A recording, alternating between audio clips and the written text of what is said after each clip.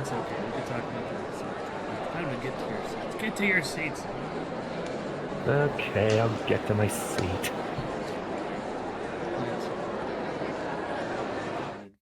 Down in front.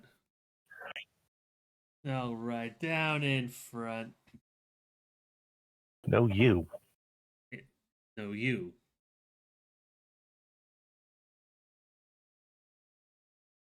Yeah, that's what I thought. Hello and welcome to the Kino Corner. We talk about the very best in movies, news, and trailers from a certain point of view. It is I, the Kaiju Kid, joined with Gryphon. I can English. I can do word good well. So I've heard. Yes, as Griffin knows, I make mistakes all the time, especially with spelling.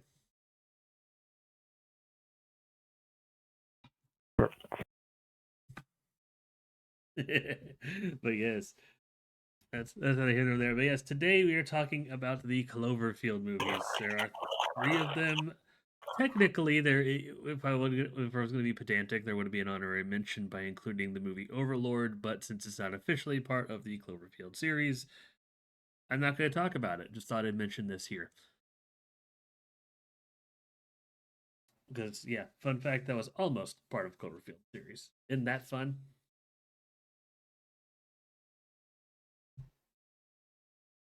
I've never seen it, so I wouldn't know. It's just Nazi Zombies the movie, but honest, we're gonna talk about the three Cloverfield movies, how I feel about them, how I feel about when we rewatch them. But before we get into that, we of course have our normal preamble of movies and about movie news, about some trailers, and about things we've watched recently. So, without further ado, time to kick it off with some movie news. Yes, Griffin. What do you have to say about that? We talk about some movie news. Yes. Well, lower your expectations for a bit because we're starting off on a bit of a dour note because, as is tradition on the Kino corner, to get before things get rowdy and a little forward on the line. The first thing is first. I get it. I saw it fit to talk about these together.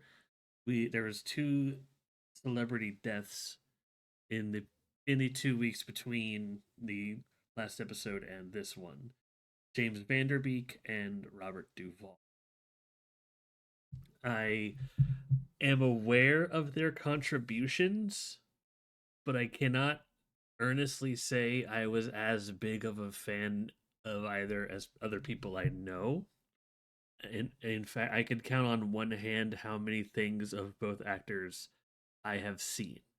And with James Vanderbeek, it was just his appearances in the Jane and Silent Bob's movies. I did not watch Varsity Blues or Dawson's Creek. And with Robert Duvall, I know he was in the Godfather movies, but I am most familiar with him in his work in a movie called Secondhand Lions with Michael Caine, which is a fantastic movie if you haven't seen it yet. But It's been a bit since I've seen it. worth a rewatch. Definitely worth a rewatch. But even with that, I try not to talk too much about celebrity deaths unless I have something meaningful to say, and I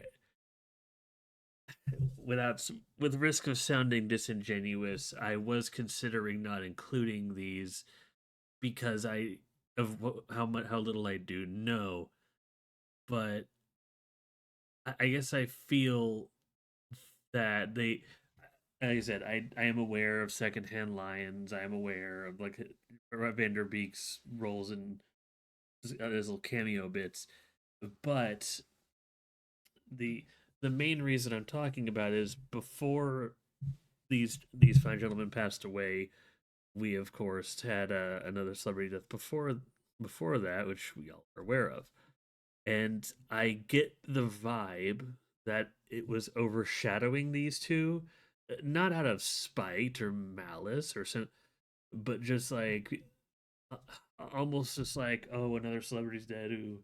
And I felt like I should at least remind people that no, these guys were good actors. These guys did a lot for film and were genuinely good people. We should honor them all the same.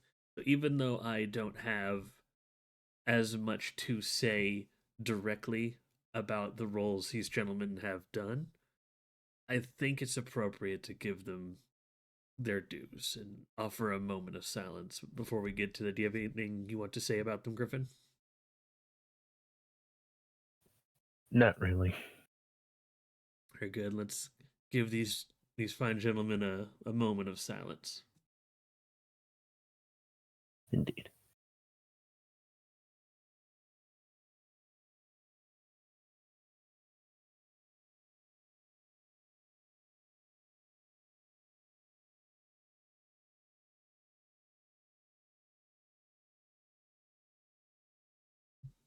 Awesome. Thank you all very much for that.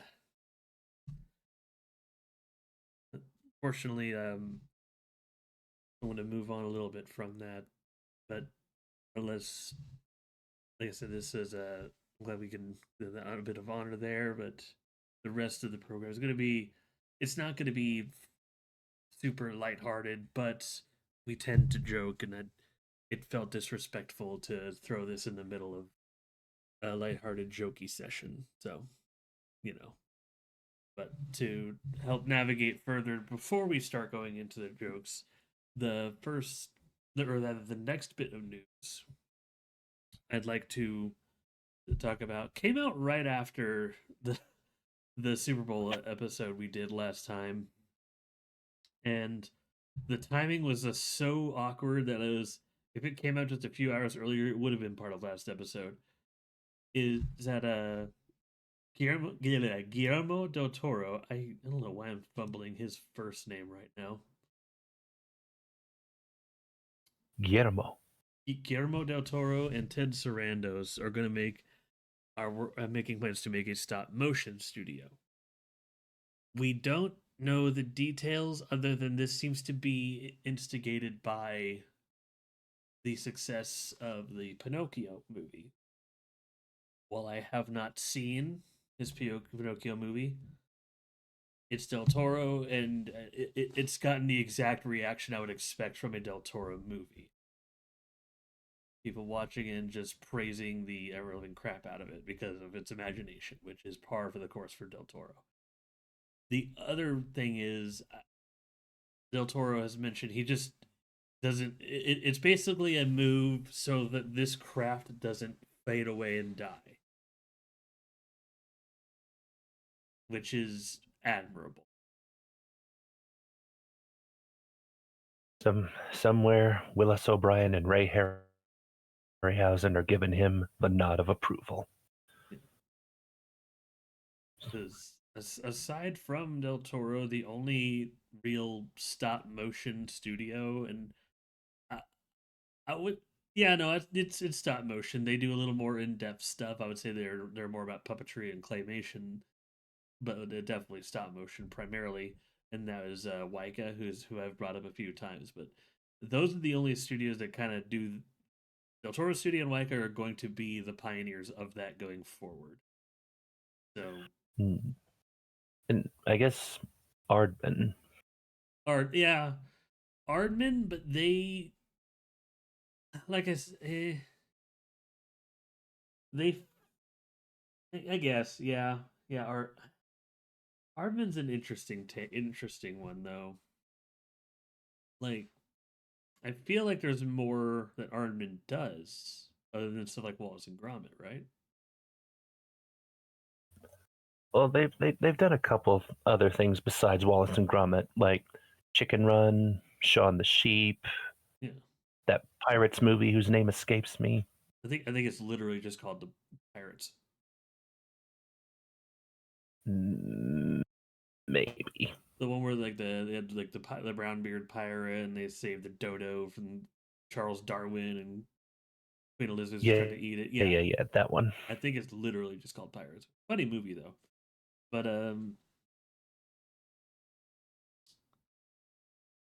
this this, along with some of the other news we're gonna get later, there's not as much information to go off of now.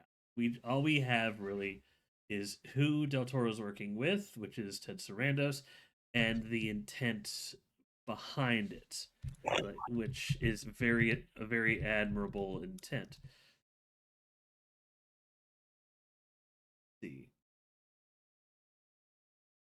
and for those who don't know who Ted Sarandos is, he's basically the head of Netflix. So this is going to there's going to be a lot more stop motion. So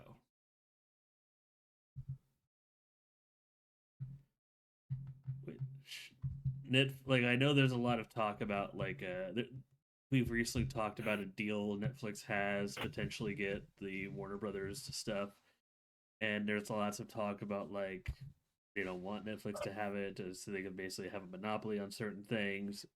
Like okay, the alternative is Paramount has the monopoly, and no, I'm sorry. Like, I feel like my stance on that is Netflix is the lesser of two evils. I'd rather Warner Brothers be its own entity, but if they have to sell and those are the only two options that they're considering, Netflix is the lesser of two evils. Plus, they're pretty much already accepted as going to Netflix anyway. So, wow, wow, wow, Paramount.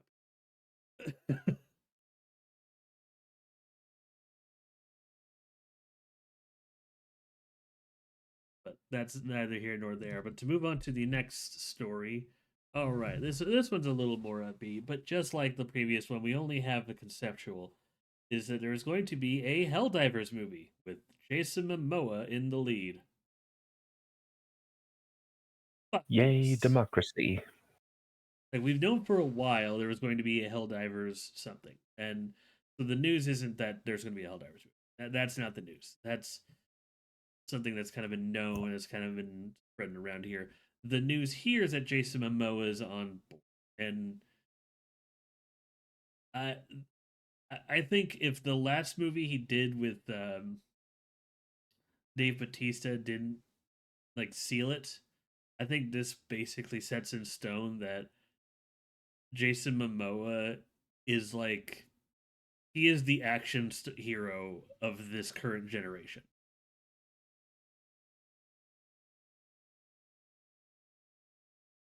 Like think how like the He's on. '80s, yeah, like think how the '80s, Wait, '90s had like or Schwarzenegger, Stallone, and them. Like, yeah, we got Momoa.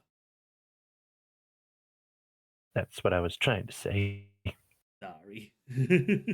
But yeah, but like you, I too have trouble with English sometimes. It's That's okay. why it's important to hydrate people.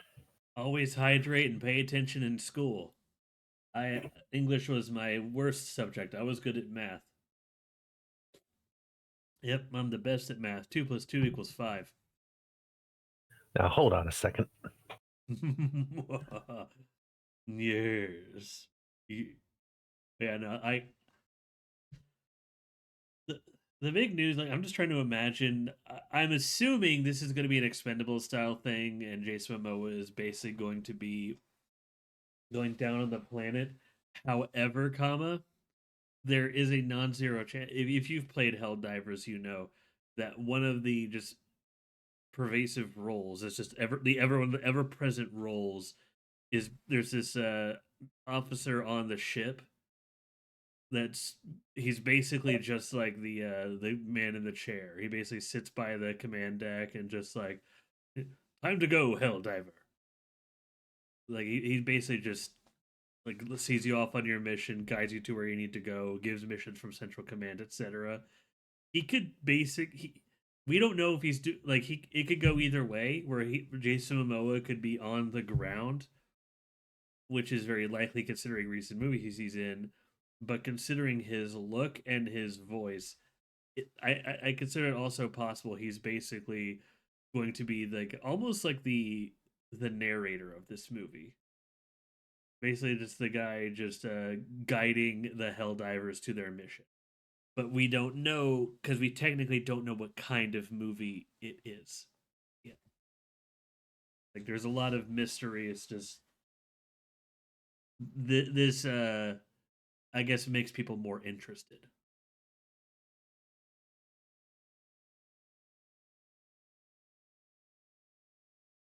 What say you, Gryphon? Eh, eh, oh, well, I know nothing about Helldivers other than what I've watched you and Butch play of it. In Helldivers, you could But put a mine on the end of a sledgehammer, and then you could smash a bug, and it explodes. yeah, but Jason Momoa is a fun actor. I'm sure he'll be good in it. I just want Also, to hear. speaking of Butch, did we ever? Speaking of Butch, did anyone ever bail him out? So anyway, I'm sure. Has he streamed since then? I'm sure it's fine. I'm sure he made bail. Well, we don't need to. Okay, We. It's fine. It's fine. No, nobody here called the cops on him. I swear.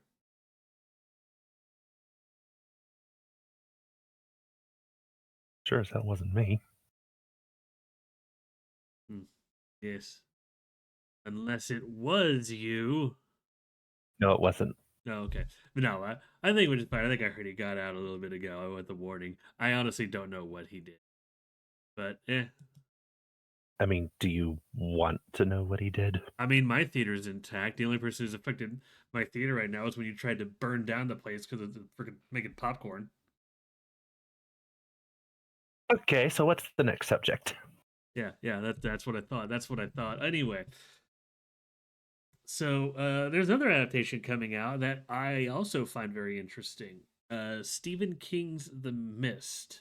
So, okay, Yay, pain. all right. For those who don't know, there is an adaptation of the Mist that exists. I am 50-50 on recommending it. And it's only because it is a good movie. It does a good social deep dive into people, but it also has one of the most infamously down mean-spirited just downer endings of any movie. It is it hurts. The end of that movie, it just makes you feel empty. Like the We're talking at least 5 or 6 gut punches yeah. all at once. And apparently the there is a little history of the ending there.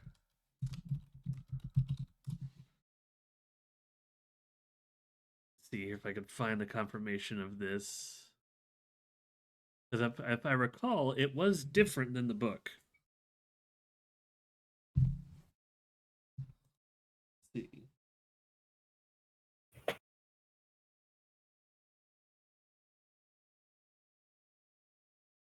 Yes. So the book has an ambiguous but hopeful conclusion, and then the movie does what the movie does. I won't spoil it. It fits in a very weird, depressing way. Now, as for this director himself, Mr. Mike Flanagan, I think they have a good director for it. And on one hand, he did. I thought that said The Conjuring. No, he did The Haunting of Hill House. But no, like the most recent thing he did that I think is probably allowed him to serve well is he did a sequel to The Shining called Doctor Sleep. I don't know if you've seen that. It is a very well done movie, like very underrated. Yep, but he did The Haunting of Hill House, The Haunting of Bly Manor, the Fall of the House of Usher. He has done a lot of a horror movie. He did Gerald's Game which is a wild freaking horror movie if you haven't seen that. This guy knows Stephen King. This guy knows horror. I I I think this is going to be a very competent movie. It's just I guess it's going to come down to how he treats the creatures in the mist, because we know everything else is going to be handled with care. Spoiler alert. Apparently, he's also writing the upcoming Clayface movie. Yes. Yeah, this guy is he knows horror. And like that tells me all I need to know about what the Clayface movie is probably going to be like, which means it's probably going to be like the Batman the Animated Series episodes about Clayface that are kind of messed up. Yippee! But yeah, it, I worry this movie has a bit going against it because of that recent adaptation, and that people are going to expect a downer of an ending going in. And I don't know if that's going to keep people from watching it or just draw people in mass to the theater. It's hard to say. And depending on how the people react to that, or more accurately, how he reads people are going to react to that, and if he's right or not, is probably going to shape what kind of ending he makes. Because we'll very much see. Thing is, I could do either ending, either the book ending or the movie ending. I don't mind the movie being depressing because, like I said in the original one, it did fit in a very messed up thematic way. Like when you really start to think about it. But knowing Mike Flanagan, at least the few movies I've seen, I think he's going to go for the original book ending, just the hopeful ambiguous. But what do you think, Gryphon? I, I think that'd be the best option to go, just to give it some unique ability. Yeah. Plus, there isn't technically an adaptation, like a on-screen adaptation of the Mist that does capture that ending. So, yeah, but we shall see. Just interesting news, and yeah. All right, now also a small little bit of a news update on a previous news story we covered. We got a release date, folks, for that upcoming Mummy movie. It's May Let's 19th. second go. Yep, May 19th, 2028. 2 years. We gotta wait 2 years for this. Some people are like, God, why do I Yeah. gotta wait 2 years? Like, it's very simple. Brendan Fraser's old. Also, movies in general take a long time to make. Yeah, I, I feel like this is pretty common knowledge. yeah. We're gonna have plenty to do in the next 2 years as far as movies and games. We won't have to worry about it. But we just keep more and more confirmation. Yes, it's happening. Yes, more and more actors are on board. Yes, here's the release date. I just see just a whole bunch of good news that make me want to like wait for a trailer to properly judge this. I am excited. My calendar is marked. I like liking things. What can I say? I, I'm optimistic. How dare you be optimistic in this economy? You should try it sometime. You know, doing the opposite of what Pokemon fans are doing right now. Ba-da-ba-ba-da-ba.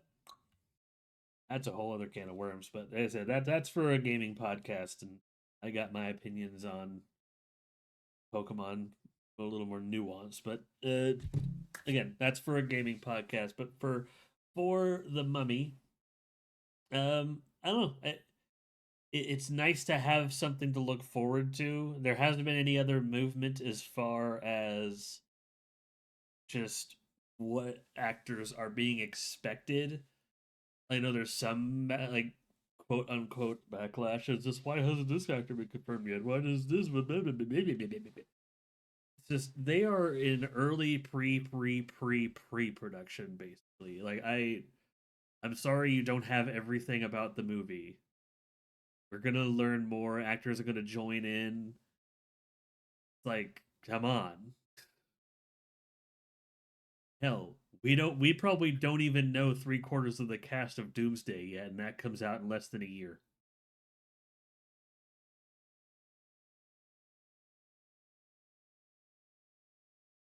Yeah, don't see me complaining.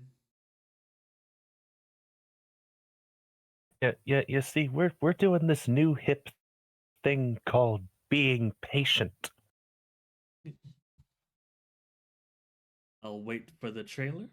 I'll watch the trailer, and I'll see if I from that trailer if this is something of comparative tone to the first three that I want to see in theaters or wait for video. I'll use my discerning eye as a fan. It's amazing.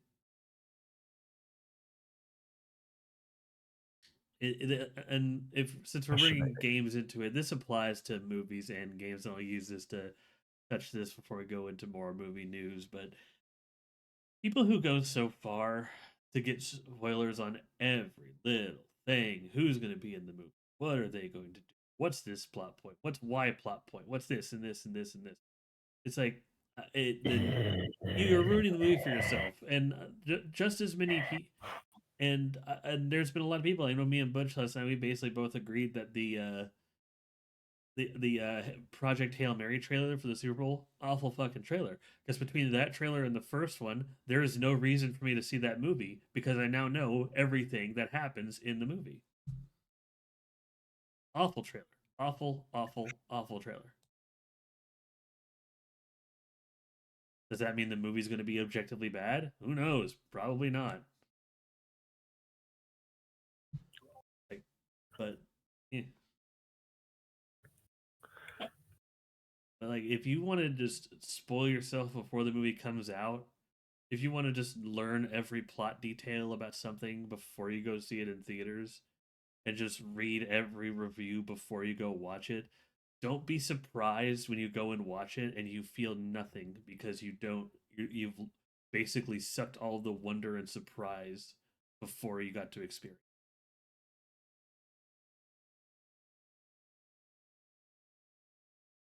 This is how it works. That's the trade-off.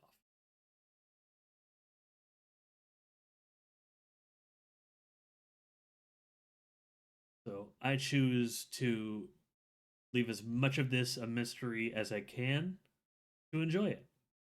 Kino Corner is and always will be the perspective of a casual fan. Me and the people I have on, we know some stuff about the movies we talk about and the news and the shows we talk about. We are not experts. We are not We're, like filmographers. we're not miserable old farts that complain about every single detail of a movie. Yeah.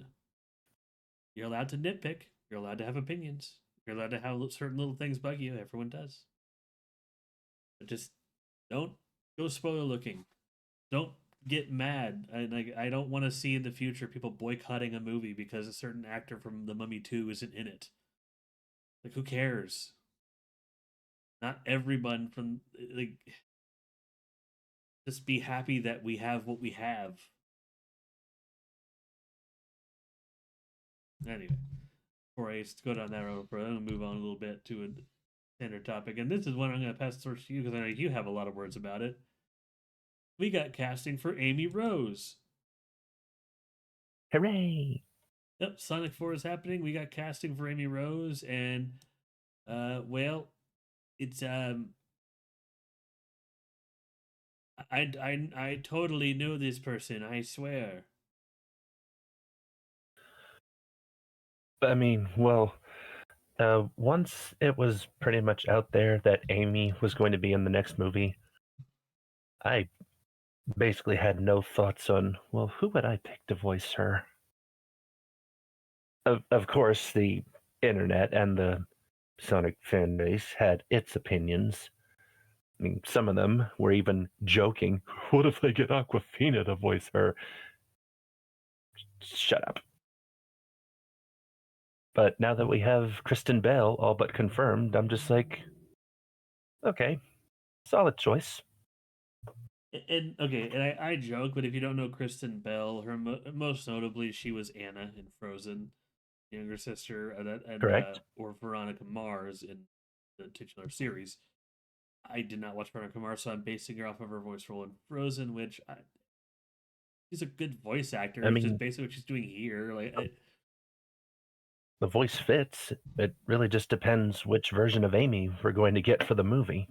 Right, The obsessed Sonic fangirl or the one who just wants to do her own thing. it'd be a mix of both. I'll be honest. When I first saw this, I like saw the picture. I didn't look at the name. I saw the picture. I was like, oh wait, the girl from Ghosts. Oh, it's not. Who is this? Like I didn't know who it was. I had to look at their IMDb. And that's on me. That's not like something with the actress. That's not like that's on me for just not being able to look at these people just like her. Like these But, are I all mean, different. sometimes there are just actors we're not as familiar with their work. Plus, and I will stand by this. I want you to like look at a picture of the actress from Ghosts. Just have a side by side with like this shot. They have the same hair, so like I think there is a reason why I confused those two specifically. But like when it wasn't her, I'm just like, eh. And I've only ever seen like 5 episodes of Ghosts. I don't know why that was my go-to either. But it's very simple, you see. You are a silly person. I am silly. I do tend to do silly things. Yes. Yeah. Anything else you want to add on to this about like well, who I did read something that apparently there's rumor that Silver is going to be in it. Mm, I don't know about that. Um, but that does give me a chance to bring up something that has only now gained a little more traction, and that Hmm. is the Maddie's shirt theory from the Sonic movies. Oh, It goes as such. Whatever color Maddie is wearing in the movie designates the character they're going to tease for the next one. In the first movie, she was wearing yellow. We got Tails. Sonic 2, she wears red. That's when we got the reveal of Shadow. And what color was Maddie wearing in Sonic 3? pink. Correct. Yeah. So who knows if in Sonic 4 we see her wearing, purple, white, or silver. I think it's pretty clear who's coming next. What if she's wearing teal? Uh, uh teal. So does that mean we're getting chaos? Maybe I don't fucking know. I don't know. I don't know Sonic lore. I just like those movies.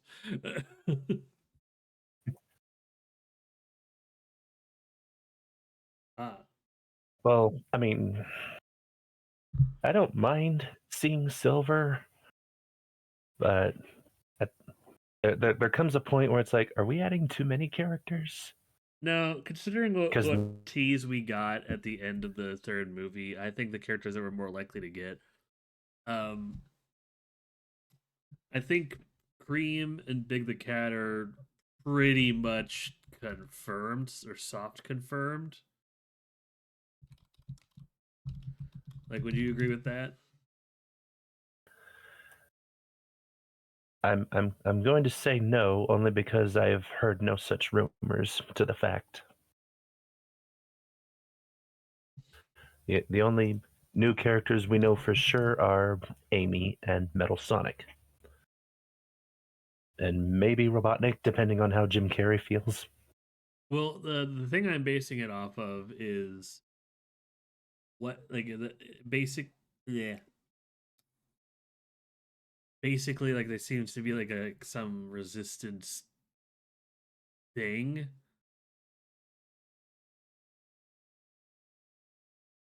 What was the that one chick from Sonic Sat AM? Oh, you mean Sally Acorn? Yeah, what if they They're just they're bring they're her? doubtful. I even I think there's some kind of rights issues with all the Archie comics characters other than Sonic, Tails, and Eggman. Hmm. What if like they resolve that behind the scenes and just out of left field you just see a whole bunch of those Sat AM characters in the next movie just in the background? Oh boy, the fan base is gonna go feral.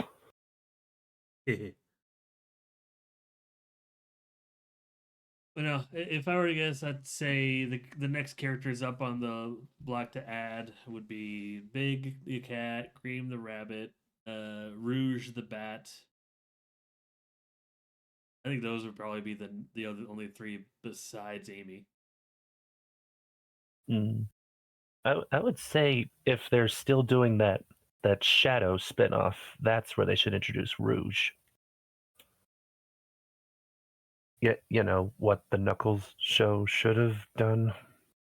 No, that's where they introduce Silver, and then that's when they have Shadow beat Silver with a stop sign.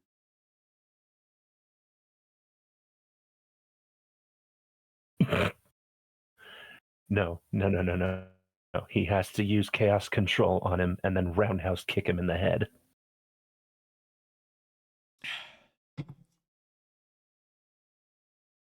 Yes. Also, when are we getting the chaotics? Oh, as soon as they find the computer room. Ha.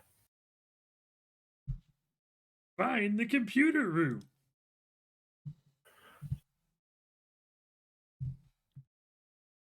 Yeah. I guess that brings us to our next story that I added at the end, which I didn't tell you I added, did I? Did I tell you I added this? Probably. Who knows? Yeah, I did. Is how a bunch of Cartoon Network shows are coming to Tubi. Yay! Dun, dun, dun, dun, dun, dun, dun. So, Cartoons. okay. Nor the reason this particular is a big deal. Well, first off, I am excited because I was a Cartoon Network kid. I pretty much every show that is listed on this little thumbnail I watched at some point. Every single one, the classics, the early 2000s one. I was a Cartoon Network.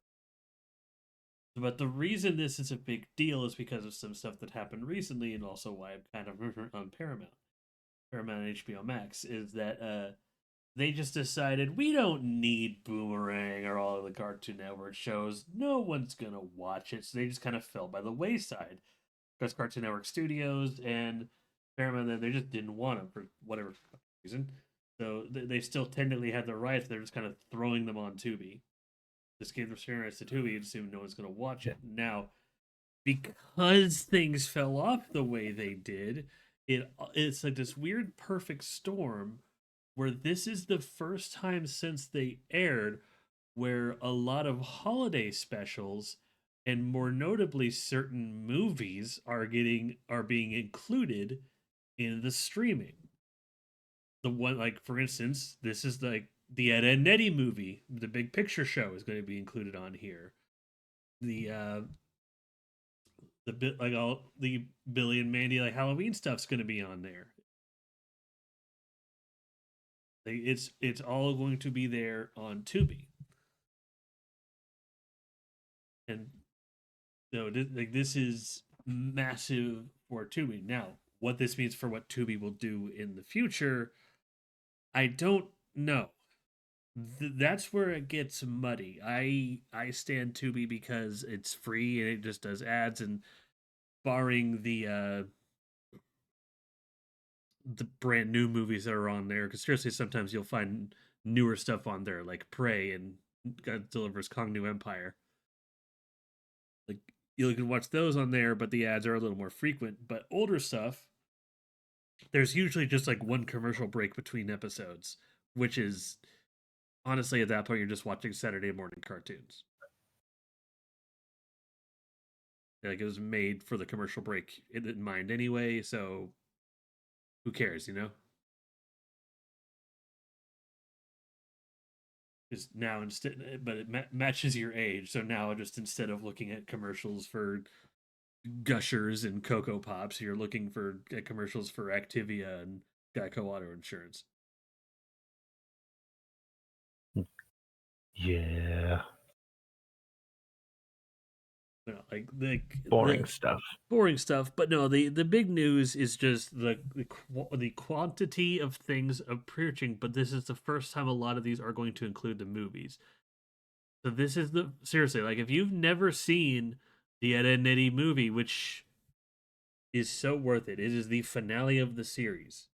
If you haven't seen all like the Billy and Mandy like Halloween stuff, if you haven't seen like the Teen Titans movies,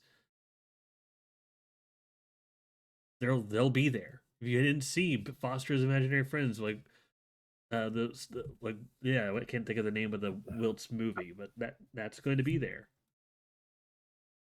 I mean, I have all of Teen Titans on DVD and the movie, but I do enjoy the convenience. Yeah. But in the end, it's not just the new stuff. It's all of the older stuff, even the obscure stuff. I'm going to be talking about a show I watched on Tubi again when we get to new and recent films, but the this I think this is in to some degree an experiment, but I do think all of these were just kind of dumped here, and people are just going to like not expecting it to just oh well, no one's going to watch them anyway. But this I don't know how people are going to react. I'm going to be watching these. But if the viewership numbers of all the Cartoon Network stuff goes through the roof, like because especially with all the hidden gem stuff, I don't know if Tubi's going to get rid of these that easily without some proper negotiation. And my worry is if the viewership of Tubi goes up enough and they get all this money, if they start doing a membership without ads.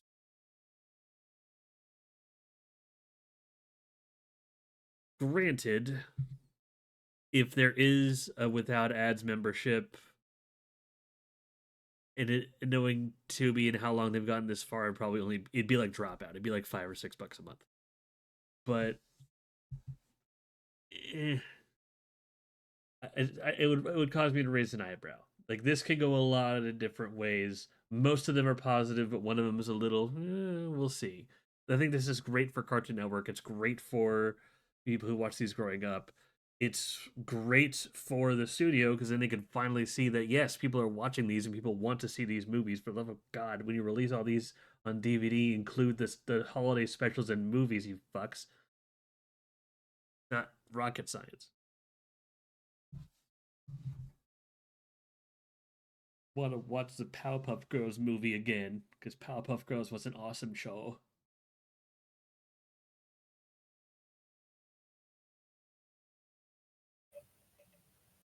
Do you recognize any of these shows, Gryphon?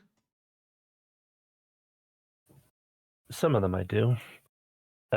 Now, you're saying these are mostly Cartoon Network shows, but I know a lot of them from uh, Kids WB as well. Yes. So when I say Cartoon Network, I mean that they aired on Cartoon Network at some point. A lot of them, I think, like Mucha Lucha, Freakazoid, and other things like their debut was technically on like Kids WB, Fox Kids, other networks. But because of the partnerships of Turner Broadcasting and Warner Brothers, a lot of those shows wound up on Cartoon Network because they had equal partnership and they just kind of like fell to them at some point. Basically, Warner Brothers gave Cartoon Network the shows they just didn't want to air anymore. And Cartoon Network being Cartoon Network, they're just like, fuck it, bring it in, bring it in, bring it in. That's why they had so many shows they could basically open up a second network for Boomerang. So yes, like these are shows that started on one, but basically fell. I wouldn't say fell, but moved to Cartoon Network at some point. Even though they didn't start there, they were drawn to the network.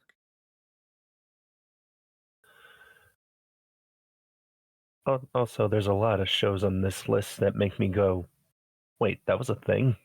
Oh yeah. Oh yeah. Like the Dukes of Hazzard animated series. Yeah. Dude, there is a Toxic Commando animated series. Anything is possible. Or Toxic Avengers. or or help, it's the Hair Bear Bunch. Does anyone here know what that is? They're about to.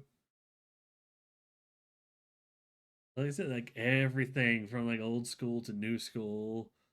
God, I'm so excited. But there's one that just it makes me so happy, and it's not included. I don't know what started on WB, but because Static Shock. Finally, there is somewhere to watch all of Static Shock. Oh my gosh, that makes me so happy.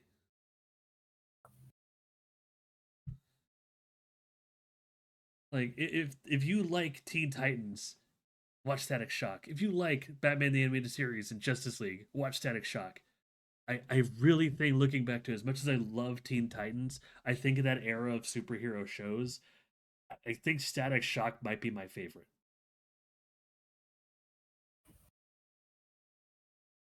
You heard it here first, folks. Just in that era, Teen Titans objectively is better than Static Shock in the most objective metric I can narrow it down to. But like looking back on it, I think I had more of a fondness for Static Shock because not it crossed over with damn near everything. It invented crossovers that became their own comics, like Anansi the Spider. Crossed over with Shaq. What? It crossed over with the Hoop Squad, which is that weird, obscure NBA made superhero team of hoopsters. Mm. It crossed over with, of course, multiple episodes with members of the JLA. Crossed over twice with Batman. Static met the Joker. That was fun. This show was pivotal.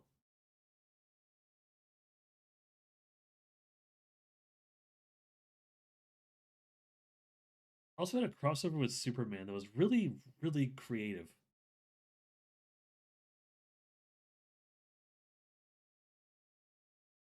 No, it was a really good like Static was a really good show. So much Scooby Doo was going to be on there, but no, like if you're excited for Cartoon Network to go place to watch it, like we always stand Tubi on the Kino corner. Watch Tubi. Well, starting March 1st, which that is on exactly 1 week from today, which is yeah. I'm like so yeah. Next Sunday, after I get all my grocery shopping done, I'm going to like upload this, and if you're by the time you see this on YouTube, I'm already going to be watching either Static Shock or Ed, Edd n Eddy.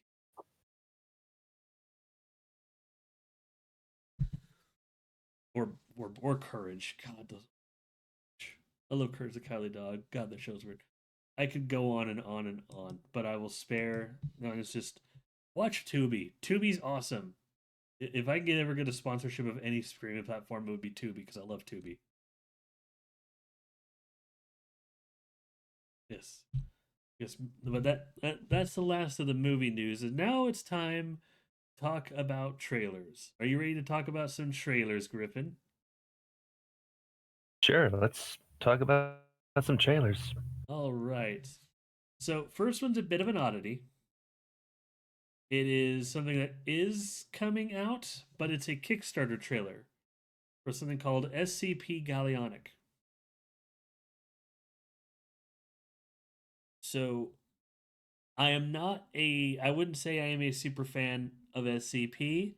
I am fascinated by the stories and the world. All the entities. I like listening to the Vulgan. I like watching. There's a channel called The Rubber.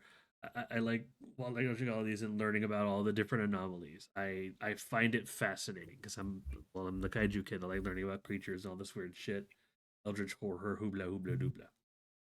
This one though is taking a very serious and different approach. Yes, anomalies are a part of it, but this is primarily focused on the researchers and basically all the cogs in the machine that look at all the SCPs and how it affects them. It's not the D class. It's not the people who have resigned to death and are basically just bodies in the grinder. No, these are the people who put the bodies in the grinder. These are the people who sign off on amoral decisions, who have to basically look at world-ending behemoths and like everything from a small pile of jelly that can just make you feel joy by simply touching you, and then in the next room over, look at a virtually indestructible uh, lizard monster with just the pure desire to kill and obliterate anything living. And then the next day, they have to go look at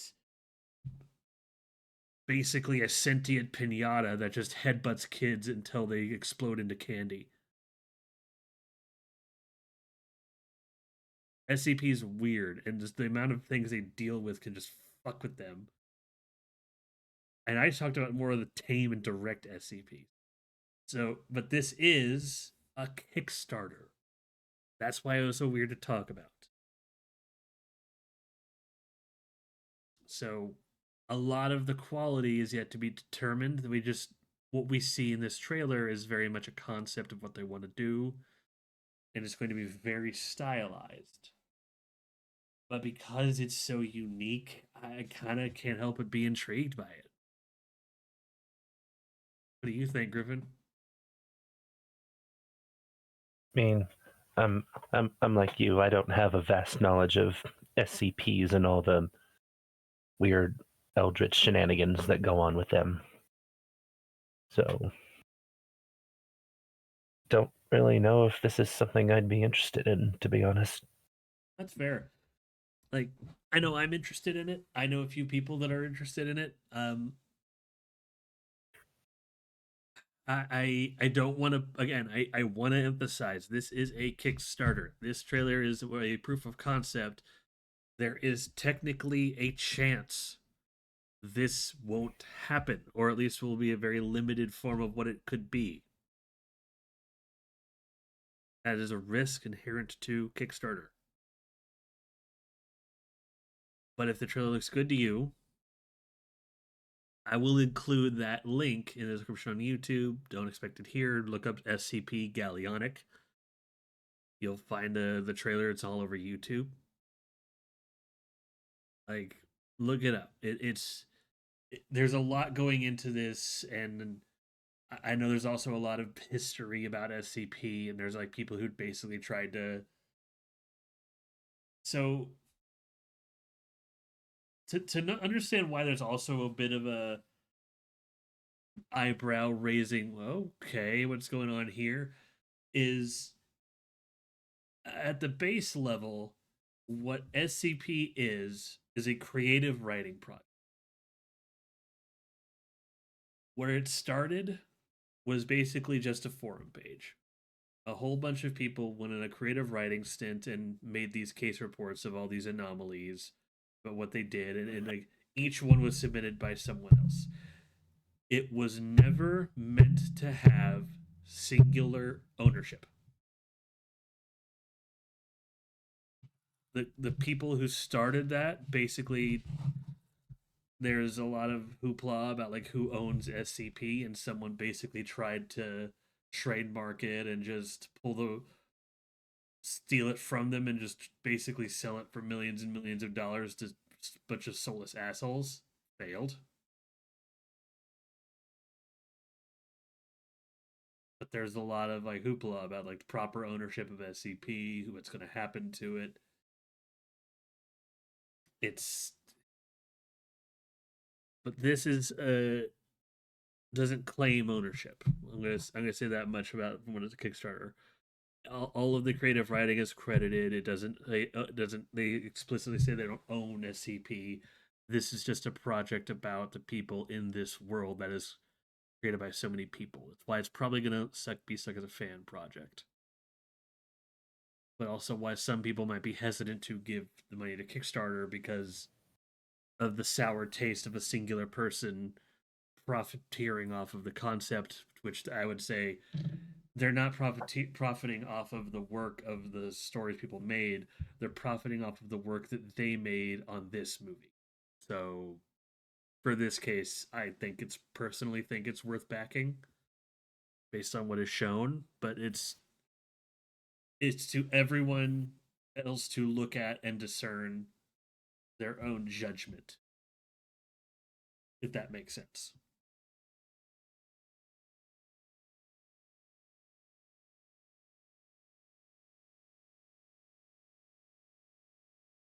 But yeah, it's a tricky subject. Like I said, I don't know everything, but I know a little sometimes.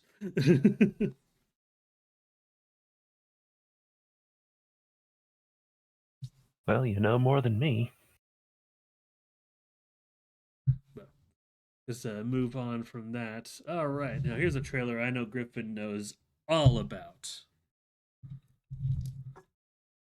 JoJo Steel Ball Good one. Run. You know you want to watch the English dub. I mean, I'll look up clips of it if I have to. But Damian Haas is playing Diego Brando. I know Damian Haas is playing that guy you just said, but I, I'm not a JoJo stan. That's your department. Do you know what? Okay, what? So everyone has like little powers in JoJo universe. Do you know what Diego Brando his power is? No.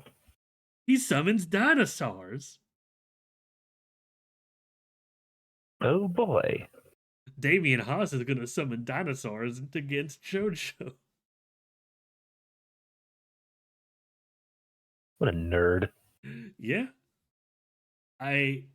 So before I get to the trailer, I just want to say I love the fact that I feel like to some extent Damian Haas basically memed his way into playing uh, Diego Brando with him and Shane's countless JoJo impressions. How long till they have him dubbing a character? If there is a character that Shane, if they get Shane to voice any character, I don't know if he will because he's so ingrained into Smosh right now, and Damian Haas isn't doing as much for Smosh. If Shane voiced any character, it's someone that is not revealed in the series yet, but they also might be revealed in the casting, and that involves spoilers for what happens in the story that I will not get into. But like as far as the trailer is concerned, for those who don't know, this is part 6. Wait, JoJo Last Fifth Blood. Part 7. It's part 7. Stone Ocean was 6. I keep thinking Stone Ocean is 5. No. This is part 7. I won't do a super like Lord Dump. Hello, Percival. Welcome. We're talking about the trailer for JoJo's right now before we get into our main topic. But yeah, like I won't go into too lore dumpy detail. I'm going to try to keep this as vague as possible for those who don't know about Steel Ball Run. Pretend the first 6 seasons of JoJo up through Stone Ocean is kind of the story of the Jotaro, the Joestar family, and just kind of self-contained. Something happens at the end of part 6, and all of the parts after, including this one, are basically their own thing. You do not technically have to watch anything that came before it. So in a weird way, Stone Ocean is actually not Stone Ocean, but Steel Ball Run is kind of a good start if you wanted to just if you didn't want to start in the beginning and just kind of wanted to see what modern JoJo is like before getting really into the series. Like that's kind of where this is. But the trailer starts people off the same way it started off manga and anime fan or yeah, manga fans. so I won't go too deep into what happens later in the story, is that it's a horse race across America. That's how it starts. That's how I'm going to leave it. I For those who know a little bit about JoJo's Bizarre Adventure, they know that this each series gets crazy. Like crazy.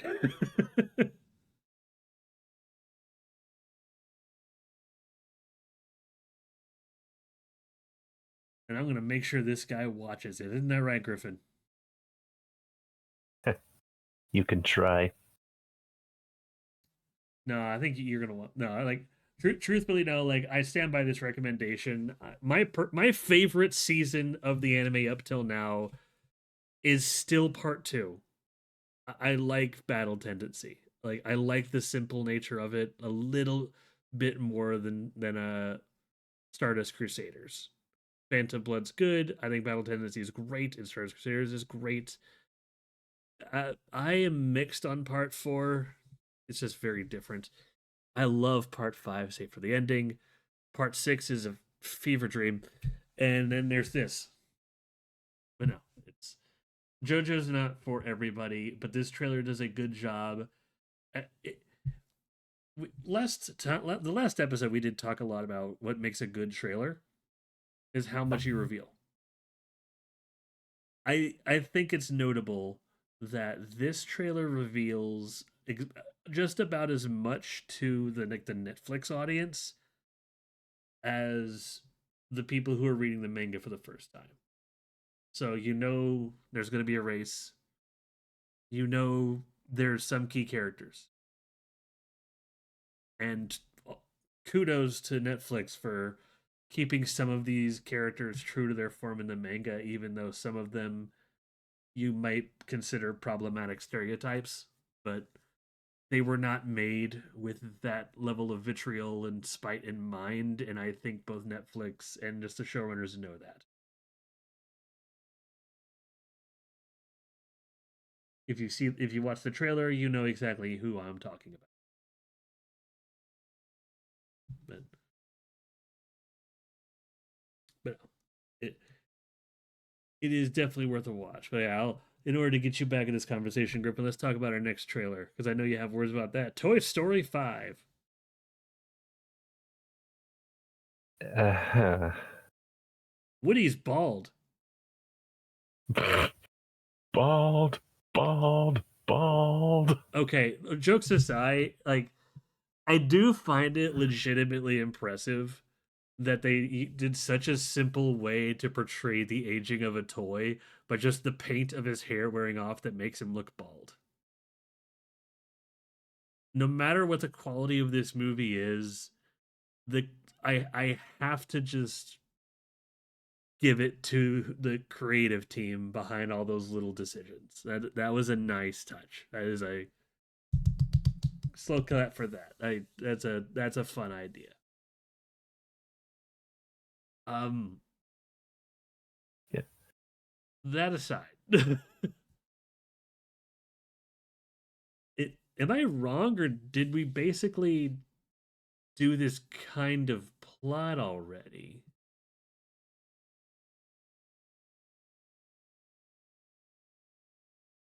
Like, am I wrong here? Well, not really. What are you talking about specifically? So I know the specifics of toys being replaced by technology has not been done in that sense, but just the way they're portraying it about like it doesn't matter how he feels, we have to be there for him. I feel like this was explored in the but and also more specifically the dynamic of Buzz and Woody. I feel like there is some themes we've already touched on in the first movie. And I also really want to highlight Buzz and Woody here because that to me that big interaction that Buzz has, like, you don't think I can do it, and like it feels like they're almost switching roles from what they were like in the first movie. That Buzz feels like he's the one being replaced by Woody, who can now just kind of do everything, and he's kind of lost his edge. You know what I mean? Somewhat. So like I don't mind that inversion, but just the whole like something new, just a very broad something new's coming to town that's replacing the toys. We have to be diligent and we have to show Andy we love him, or in this case, the new girl. I feel like that is going to be the echo of any Toy Story movie going forward. And it's becoming harder and harder for the series to continue after, well, I'd argue I think 3 is basically where the series should have ended. Like 4, I have, like, from what I Agreed. understand, is fine. I have people that not really had any negative on it. It just is kind of exists. Mhm. So I mean, I would consider myself to be in that camp as well. Toy Story 4 has its moments, but really at the end of the day, it's kind of forgettable, yeah, I which is why I'm kind of struggling to be enthusiastic about this one. it kinda, and it's this one. The trailer doesn't give away a lot about like what's going to happen. It's not an awful trailer, but I think because of just the movie that it is, I feel like we're already primed to expect certain story beats. So it's not spoiled per se, but we all kind of have an idea of what's gonna happen, you know? More or less. And let's be real, in the nicest way I could put this movie is basically just Woody and Buzz meet the iPad. No, no, that's pretty spot on. Yeah, the to me the Also, funniest scene is honestly when Jesse, like, why I pictured this if you're watching, but it's when Jesse was confronting the iPad. The iPad, the little lily pad, whatever the fuck it is I'm just gonna call it the iPad. It is just kind of typing on itself. It's just like, yeah, I hear you. Oh yeah, because like that is, and that was yeah, already kind of a chuckle, but it immediately followed like, I'm always listening. I think that really captures both sides of the anti-technology for your debate for your, because there's a lot of just like, there's a lot of talk about screen time for your kids, and if I were to have kids, I also agree with the whole limit their screen time. I don't have a problem with like, if I were to have a kid and I had a disposable income, I wouldn't have a problem with them having a phone or an iPad and they're like in middle school or something. But when they're in like elementary school, if they have like a lily pad thing like this, I'm basically going to be policing the fuck out of it. It's just like, all right, you got about 2.5 hours of computer time. I'll be back at 8:30. Like that's basically what it's going to be like. I fully agree with just that in general, because we need to get more kids just be like playing outside and talking with people. As, and yes, you could talk with people online. I get it, but if they're just kind of wasting away in a chair, I want them to run around, stretch those bones, burn that energy instead of just yelling at the screen and getting frustrated. But I think that these little interactions in the movie kind of showcase the starts of that in a kid movie friendly way, if that makes sense. hmm So I'm not necessarily against this movie. I I just don't think I would go out of my way to see it based off of what I'm seeing here, you know? yep, same boat. Also, I'm I'm I'm not sure if this is a me thing, but does Jesse sound different? Yes, she did. Well, a lot of the actors were recast. You have to remember. Okay, Well, I You have to remember, and I get Trey, that. like these movies, this is a series that's been going on since late 90s, early 2000s. Like, I mean, Yeah, yeah, I know that. I mean, I'm old enough to remember when Jim Varney was voicing Slinky, yeah, I was about to bring that up. but like, and I mean no disrespect to Joan Cusack, but I think her voice has dramatically changed since then, It has, and that like, has that's just the one thing that has stuck out to me about this trailer. yeah, no, her voice has very much changed over time. I think it has the, I'm gonna call it the Dale Gribble problem, where like after a while your voice changes so much that maybe it is time for someone else to take on the role. I agree with that. And certain certain actors, their voice is basically just set in marble at this point, like freaking Tom Hanks.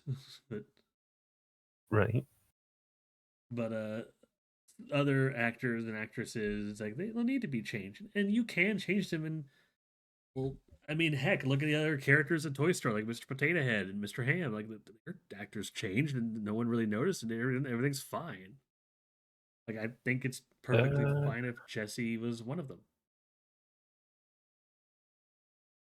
uh, Actually, I think Ham has always been played by John Ratzenberger. Has it? I thought he changed at Toy Story 4 and on. Nope.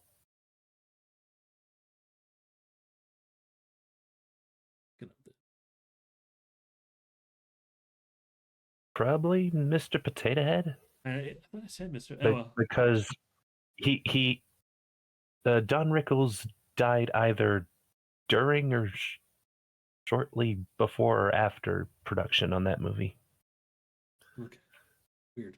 I mean, I think we just need to move on from some people. Like let him retire. I guess is a kind of way to put it. Yeah, Transformers fans should also take note.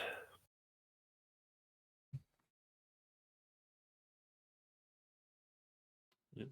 No, it's like this looks fine, but I guess I'm gonna move on to I guess one more trailer here. One I did not forget about: The Mandalorian and Grogu. You totally forgot. No, I didn't. It's on the list I sent you. I don't know what you're talking about. You forgot.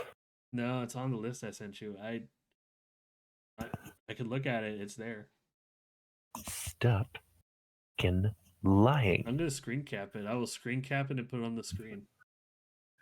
That's not fair. You can't screen cap it now. The editing tag is there. It wasn't there before. I saw it wasn't there.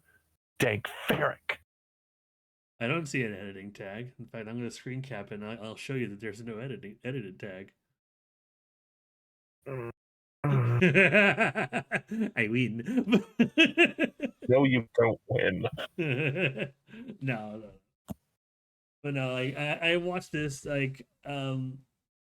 so I'm still excited to watch Mandalorian and Grogu. I'm very happy that Grogu's being a more active participant in this movie than he was in the series.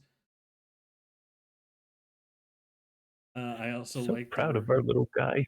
yeah, I also like that we're seeing more of the Hutt cartel, the ones that were teased in the book of Boba Fett that the Mandalorian basically co-opted and made his own series.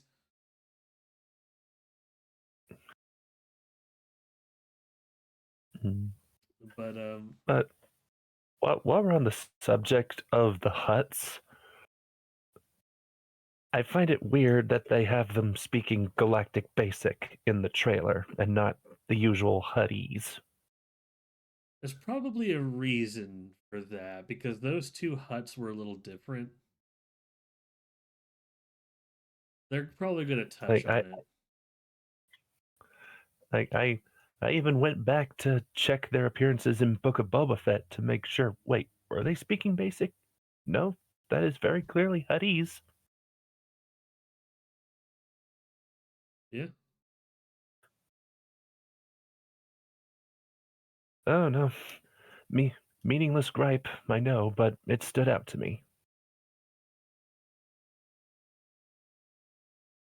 Well, I guess what I'm most excited for is just the new adventure. Like, barring the returning characters from Rebels, which I technically didn't watch, like, there's a lot of, like, and of course the Huts, there's a lot of new characters. There's a lot of just, like, a new adventure. Except for one. There's that dude with the weird, like, Japanese style Ronin hat that, like, I. Are we finally getting some information on the Knights of Ren? Holy shit. God, that plot point went nowhere. No, that's not a Knight of Ren. That's a character from the Clone Wars show. Okay, it is art. Dang it!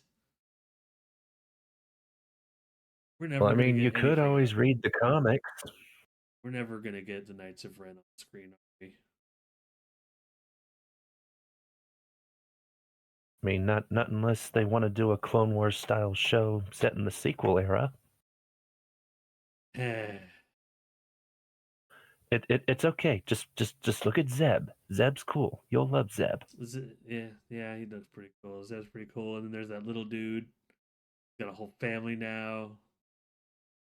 And then Mandalorian doesn't have his helmet for a bit, and they're fighting like giant lizard shits, and, and it's like a really Oh, cool. hey, is that Sigourney Weaver? Yeah, Sigourney Weaver's in it. I don't know. Like, I said it before. I'll say it again. I'm happy that the Star Wars franchise is moving on from the Skywalker saga and just moving on to more just smaller stories like this. I think this is good for the franchise.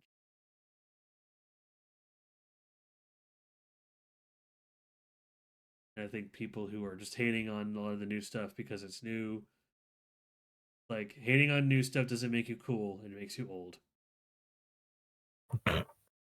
Yeah. I mean, there is some truth to that one saying that Star Wars fans haven't been happy since 1983. I judge every movie fairly.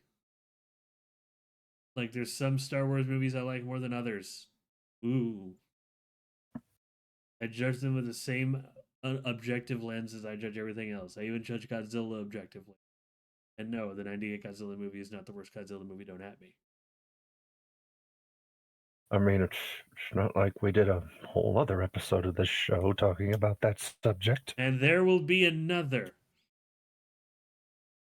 because I want to talk about stuff again. But that's neither here nor there. But for now, let's talk about the Mandalorian and Grogu and how he doesn't have his helmet. Yep. He's like, all right, you've been accepted by Mandalorian. Removes helmet. Oh, dang. Guess you got to do all these trials again. Not necessarily. I know. If There's a little more nuance to it this time, but it's kind of funny.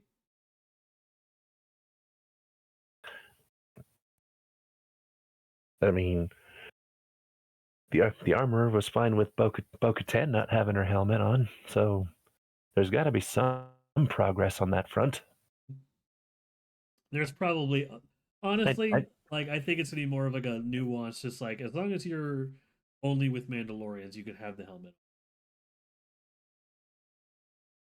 Like, I can see them making that rule.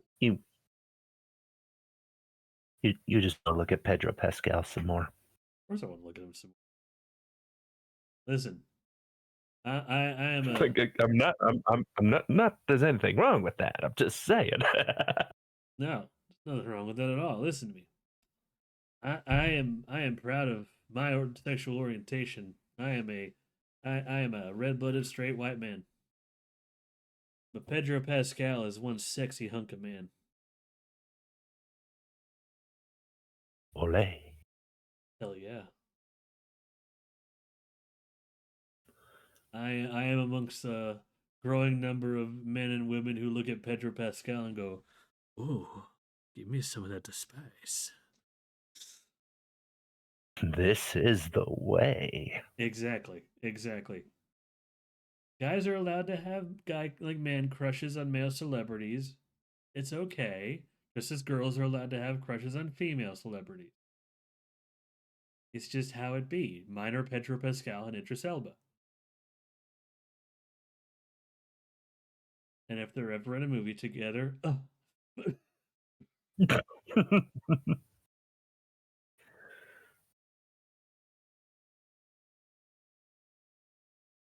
But yeah, I think I've made it pretty clear by now that I am going to prioritize day one IMAX ticket purchases for this movie. you would, nerd.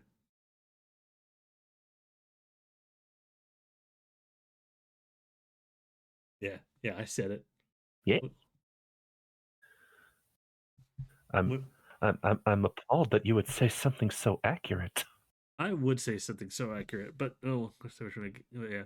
But yes, I think that is the nope. Of course, there's one more Well, trailer to we talk still have about. one more movie. Yeah. Wait, is it a movie or Indeed. a series? Oh, wait, series. Okay, Doy. I was about to say, I was like, wait a minute, this is a Spider Noir series that I'll be watching in black and white.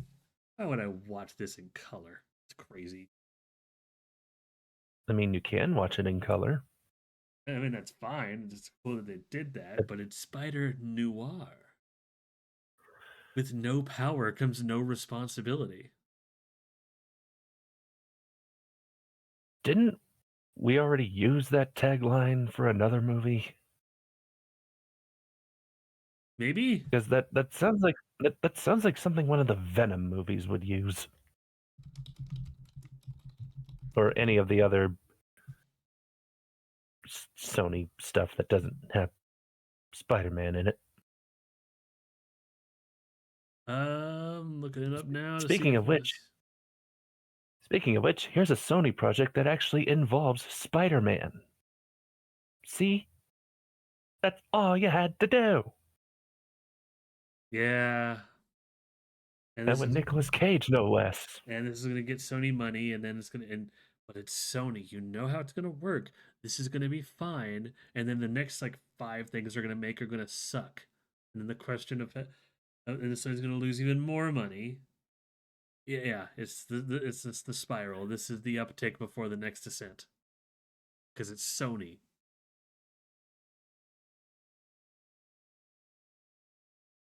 and you I know mean, I'm to be right. fair, to be fair, yes, the previous movies have ranged from whatever to please God make it stop. But I have heard that Sony has been a little more open to the idea of letting Marvel take the reins on some of these projects because they know how to handle their characters properly. And even then, it's also a bit of a question for Marvel right now because it depends on how long that series is going to go on. Because if, but yeah, that's a whole other discussion. But we'll see. Sony outside of Spider Man, I question their decisions because there's a bunch of animated stuff they did, like K-pop Demon Hunters was the thing that Sony was like, this isn't gonna work, and Netflix is like, all right, bet, and they just basically put some money into it, and bam, phenomena. And then Sony did the exact same thing with another animated series by Rebecca Sugar, who I know whose name you know, and Yes. apparently there's already apparently it's just about like Hindu and like all this other mythology and whatnot, and apparently I don't nothing is confirmed yet, but there's already some talks of just Netflix or some other streaming platforms going, all right, bet, and history is about to fucking repeat itself, like because Sony is just going to, I mean, yeah, aren't they technically doing the same thing here? Because this is going to be on Prime. yeah, pretty much, because Sony doesn't want to distribute this shit. Oh, Sony. They don't have enough faith in their stuff to do well in theaters, so they're losing all of the credibility. Like they're getting a portion of the money and none of the credibility. Like they're losing some with some of these. Like I like that's always been Sony's biggest problem. They don't know what they have. They don't like they don't care to know what they have. They have the ability to make great movies. Hell, Into the Spider Verse, but uh like the amount of studio meddling Sony does just dwarfs other studios, including Disney. Holy shit!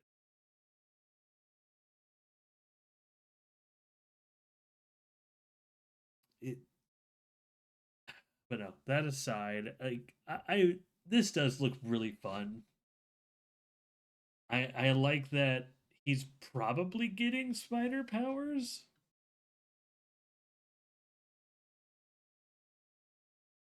I I don't know the story of Spider Noir, and I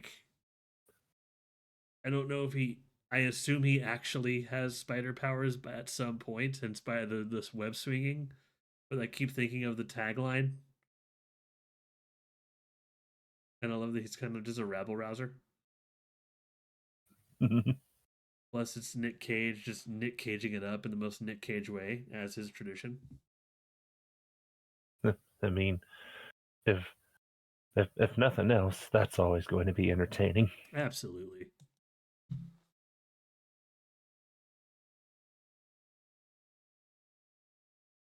I'm Spider Man. I'm gonna get you, Electro. Oh yeah, that was Electro and Molten Man, Yeah. Silvermane. Wait, was it Electro or I was it think Flint Shocker? Marko was in there. Yeah. Was it Electro or was it Shocker? Uh, no, that looked like pure electricity and not like waves or whatever the hell Shocker's thing is. Hmm. We'll see. But yeah, this is coming to Prime. This looks good, but it ultimately leads me to wonder, when are we going to get a trailer for Brand New Day?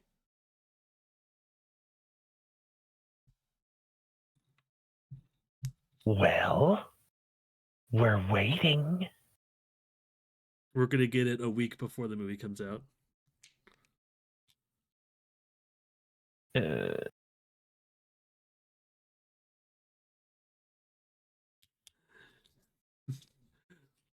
No, I'm getting like they honestly like this trailer releasing now. It to me is kind of telling. Like that tells me that there was probably talks about release order, because if Brand New Day just released during the Super Bowl and that pulled the hype, then that would kill hype for this. Well, okay, it wouldn't kill it, but imagine that world where like you're just talking about all these Super Bowl trailers, and the best one of the bunch would undoubtedly be Spider-Man: Brand New Day. I remember the Super Bowl trailers were generally pretty lackluster, and that would be dominating the discussion. And then this would come out less than a month later and be like, "Oh!" And I think it would skew perception a bit. I think one of these movies would have the expectations of how good it would be. It would just ride that wave so much, and it would just create almost this false perception of how something will be. Does that make sense? Marvel, yeah. So and I don't say this to discredit Spider Noir, but I feel like, at least if I were Disney, my thought is that Spider Noir is going to be its own thing, but there's going to be more money, with the intent that Brand New Day is going to be a better project worthy of more hype, so they want to build up to it. So my little tinfoil hat theory about this is they didn't show it at the Super Bowl, so they could show the Spider Noir trailer, let it sit in the zeitgeist, and right as the hype dies down, what bam, Spooderman. So that's my guess. So when if there's truth to that, we'll see a Spider-Man trailer within the next 2 weeks, but who knows?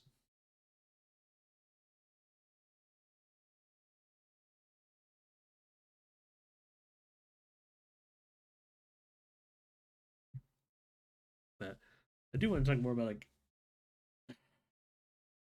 I do appreciate very much, and I do that this is shot with both black and white and that kind of Technicolor vibe. Like this, like true color, is that what they called it? True hue, True hue. something. Yeah. It looks like more old time. It almost looks like, remember that Dick Tracy movie from like the 90s? Vaguely. Vaguely, but it kind of has that vibe to it. And that kind of fits, you know?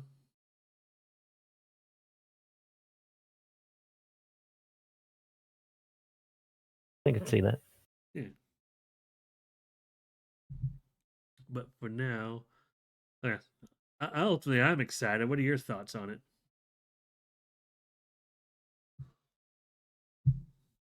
I'm very excited for it.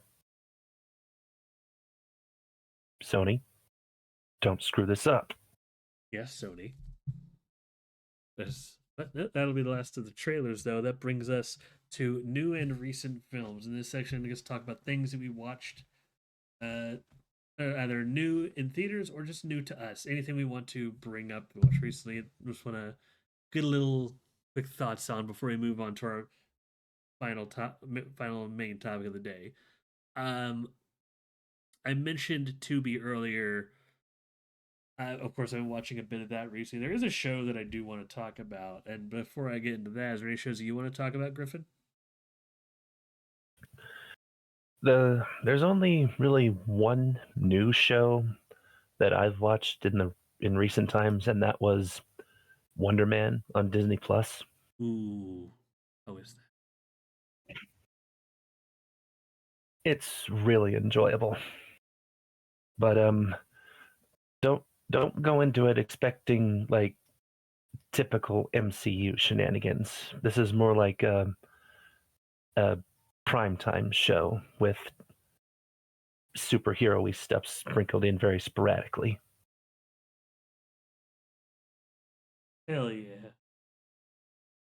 But it's just a um, low stakes slice of life show similar to She-Hulk. Let me, because I don't remember his name. Yaha Abdul Mateen II, brilliant actor.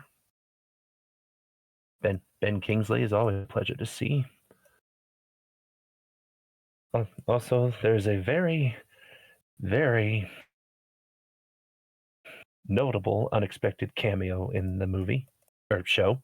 You'll know it when you see it. Oh my God, Steve Rogers confirmed. No,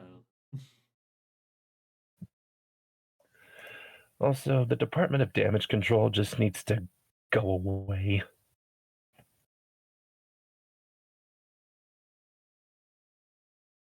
Because really, what have they done, really, since being established?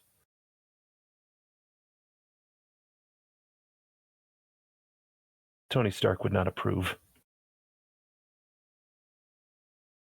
And that's all I'm going to say about that.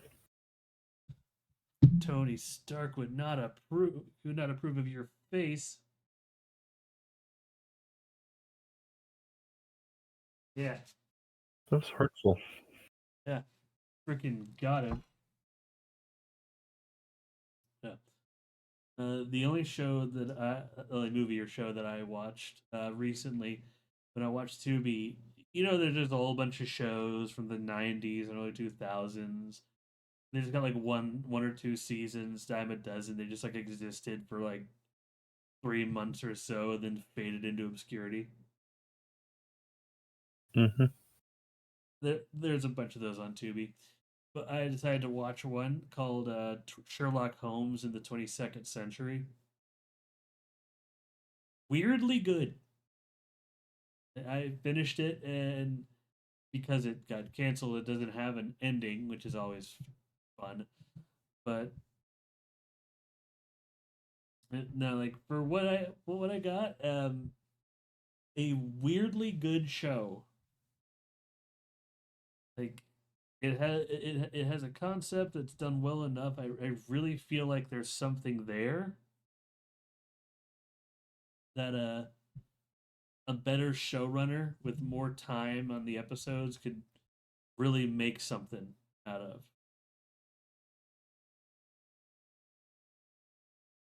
Because it does, like back in like the early 2000s, late 90s, what a lot of shows do now about just like playing, like like what he was like. You know, when the shows we watched as kids were very episodic, like Fairly Odd Parents.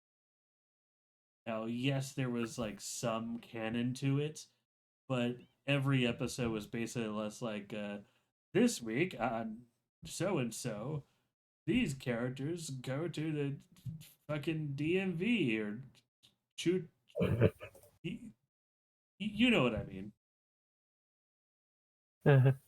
And the Sherlock Holmes in the 22nd century, it very much does like an episodic format, but there's a lot of things in each episode that are connected. Like something will happen in this one episode that immediately leads into the episode that comes after it.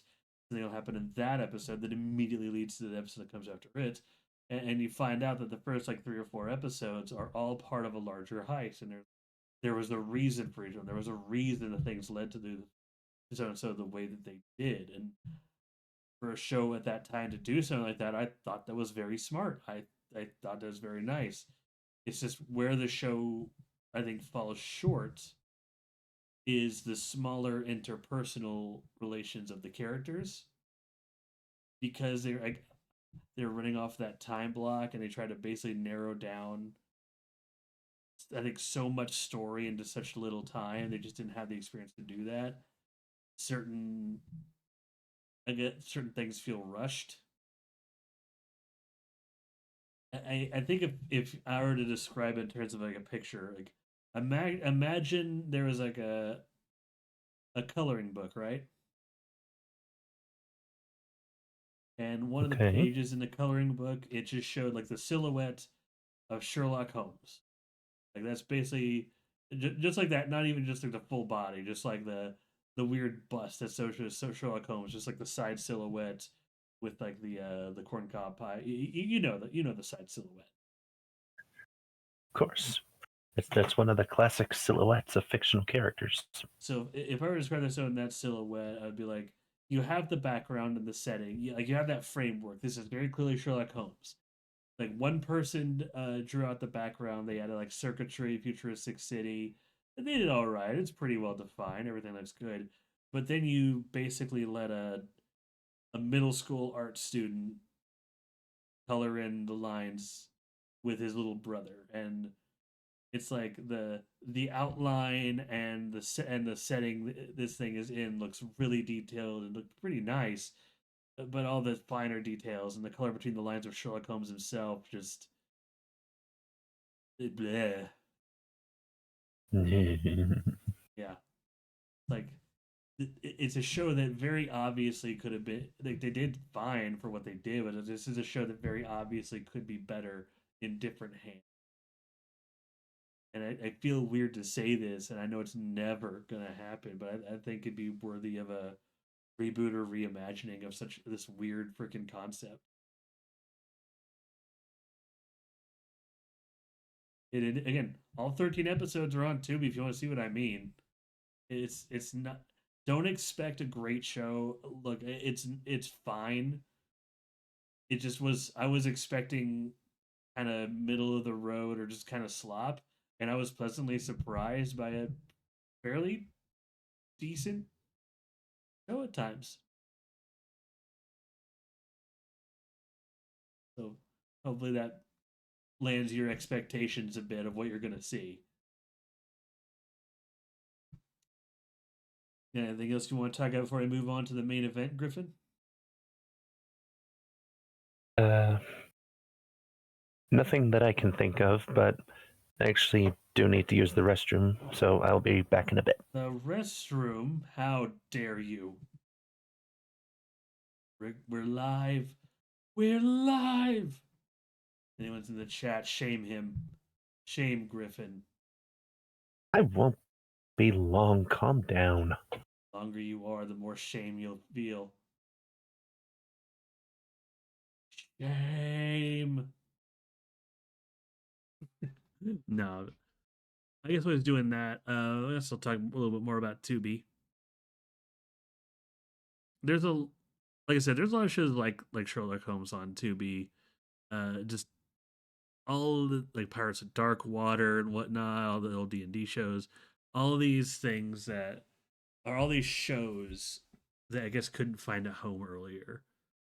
And to that end, that's also why it's very surprising that Cartoon Network landed on there. Because this is either really telling of how it's viewed, of how like the studio views their shows, or it's really good for Tubi. And in most cases of this story, how it's going to go. We shall see. We shall see what happens with that. Yeah. Watch more Tubi. Load a Tubi. It's completely free. The ads are not very intrusive. It's just like watching a Saturday morning cartoon. Jackie Chan Adventures is on Tubi, and that show is freaking goated. That show actually has an ending. Yeah. I hear rustling. Do it. Yeah. Oh, good. You're back. I was telling people to watch Tubi. Yeah, I got that part. Good. Because it's time to navigate the wide, wide world of Cloverfield. Oh boy. All right. So, yeah, Cloverfield. The most disconnected, disjointed, weird ass fucking trilogy that was almost a quadrilogy I've ever seen. So, might as well start from the beginning. What did you think about the first movie, Gryphon? I love the first Cloverfield movie. Like, now, this may come as a shock to you, but I love monster movies. Since when? Uh, well, it all started back in 1997 when my parents took me to Blockbuster and I rented my first Godzilla. No, keep But going. well, if I keep going, we'll be here all day. Fair.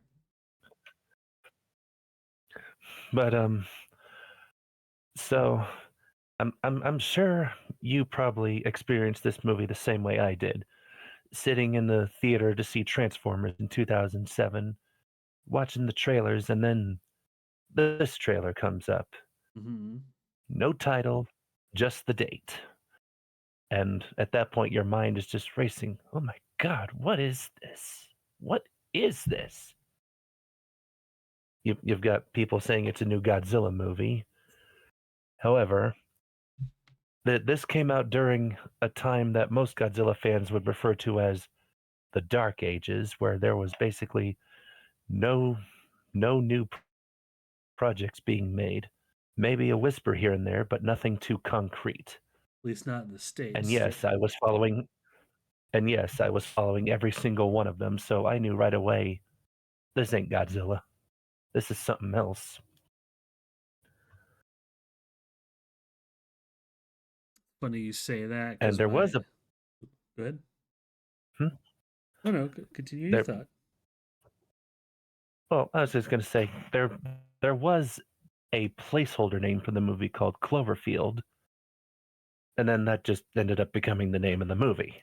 So okay,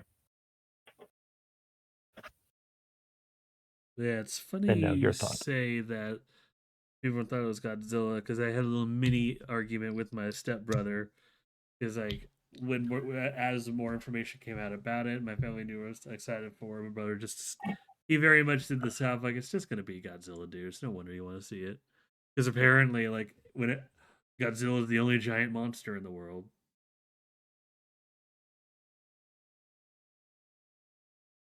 So Gamera says hi. Yeah, no, like, and then when I went to see it with my family and it wasn't Godzilla, or not spoiler, like my mom and my stepdad, I love them for this, but they basically called him out on it. It's like, yeah, it wasn't Godzilla. It's like I did say it was a Godzilla like monster, and my entire family was like, no, No, no, no, no, no. no, you were wrong. Deal with it. That's a fun little memory I have about that movie. Dang it, I didn't mute in time. Dare you? How dare you? But I sadly didn't get to see this movie in theaters. I did. It Like, was like glorious. well, how did your folks and your brother react to all the way this movie was filmed? Mixed. I have people in my family that don't care for um, found footage style. I didn't mind it because amongst all the found footage movies, I think this is one of the easier ones to follow along. The beginning's a bit weird, and I think rewatching it, I think the beginning's easier to follow along. But at the time, I think it was my mom, and my stepdad were generally just like, "Oh, that was fun," and the rest of my family was just like, "That was a weird movie," and they or really only cared for like the last bit of it when the monster was on screen. Is that's generally how they reacted, which I get it, but as time goes on, the more I appreciate everything in the movie. I even appreciate T.J. Miller, even though he's basically problematic, the actor.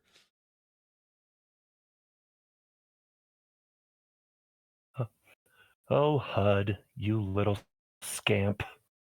Yeah, But the reason I love Cloverfield so much is because it's such a unique take on a monster movie, and there really is, or I say is, there probably are more examples of it now, but this really was kind of the first sort of monster movie shown purely from the ground perspective. yeah at the time, It just yes. makes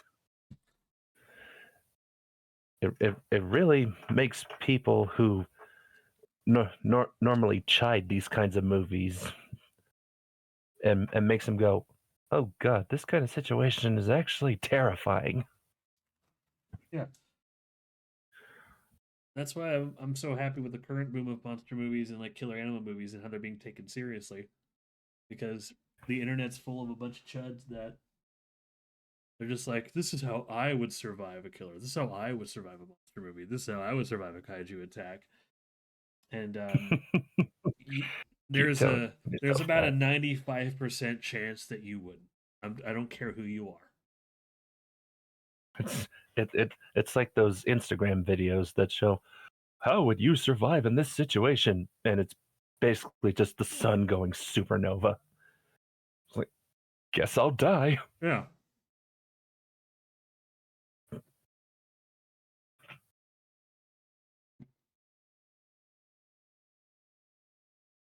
Pardon me, I took a bite out of a burger.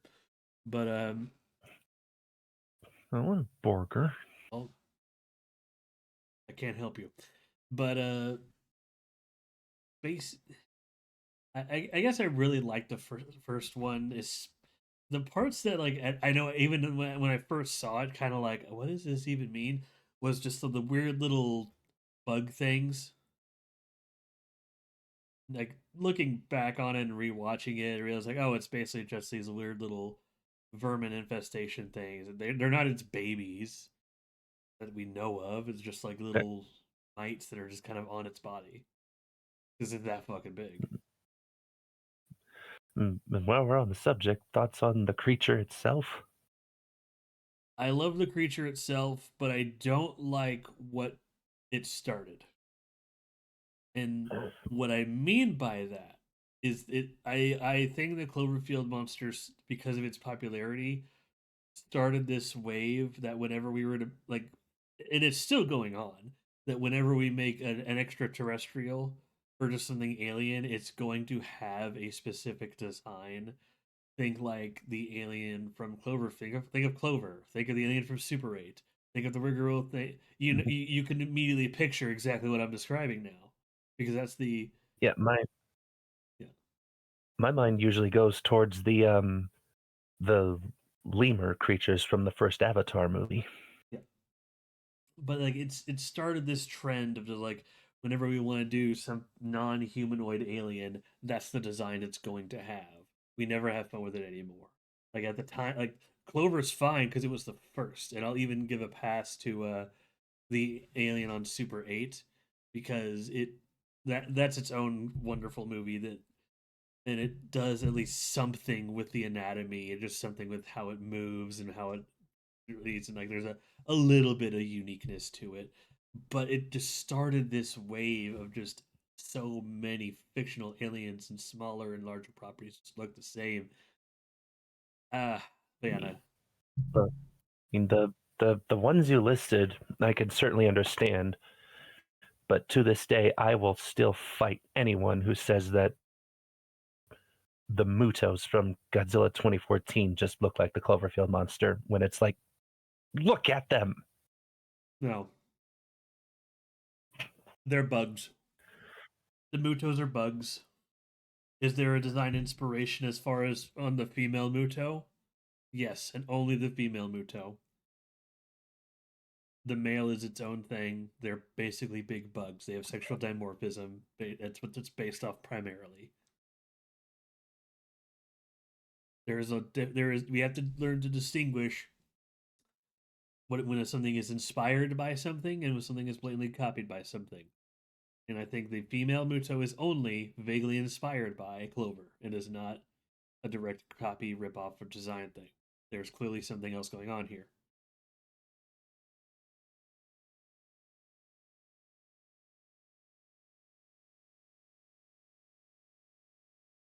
But yeah, a lot of discussion. But no, like I what I like about the first Cloverfield movie is just how, and this is technically a trend with all of them, which we'll get to. But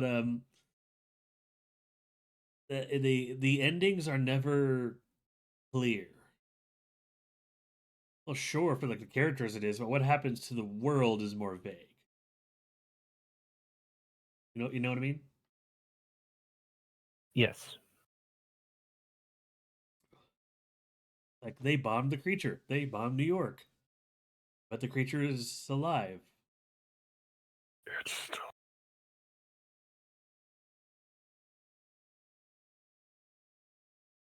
Yeah, that was just been sitting in our brains for God. How much time was between Cloverfield and 10 Cloverfield Lane? Let's see, Cloverfield was 2008. 8 years. 2016, 10 Cloverfield Lane. Huh.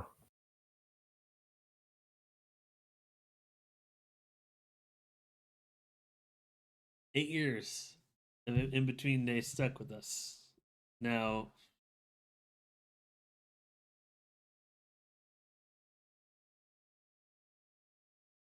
I do want to say that it in between that, and I do remember this, is that they basically the showrunners of Cloverfield, the showrunners, I guess filmmakers, they basically mentioned like all these like why there was all these questions about why Clover was behaving the way it was, what's going on, what's thing, and the idea that Clover was just a baby was something that came up more than once, which is weirdly terrifying.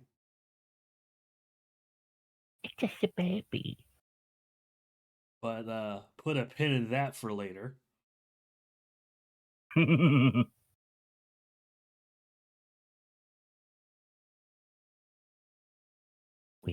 we may or may not be getting into spoilers for these movies. Don't worry, it's a spoiler for one scene. But again, talk about I'm not saying which movie, we'll talk about later. But well, and to be fair, we kind of have to talk about spoilers if we're like talking about it. So yeah, but no, Cloverfield. It was I think the easiest one to talk about because of how direct it is, and it set this expectation. It's like all this monsters exist, and they establish this world. Out where it could go, what who knows?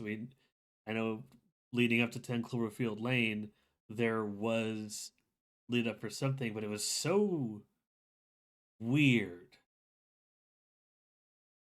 It, Very out there.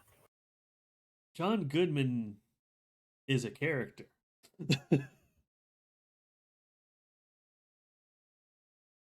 And that's putting it nicely. He, in fact, would it be fair to say that he's more terrifying than the monster? Yeah, that's fair. because it's true. But so that and I guess going to some spoil. I don't want to go into too many spoilers, but watching the most of this movie, that's already part of the problem. Is that people are saw Cloverfield, this giant monster movie, people escaping it, and then they saw this movie that's just in this bunker, and people survive each other in this bunker. That there's some unknown thing happening in there, and then people are like, "Oh, it's the monsters," but then there's more evidence that there's actually nothing. But then there is something, and it's different monsters.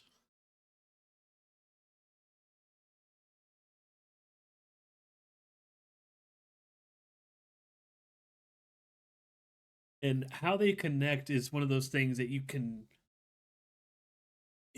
say is almost anthology, where it's these are different stories from different locations in the same world.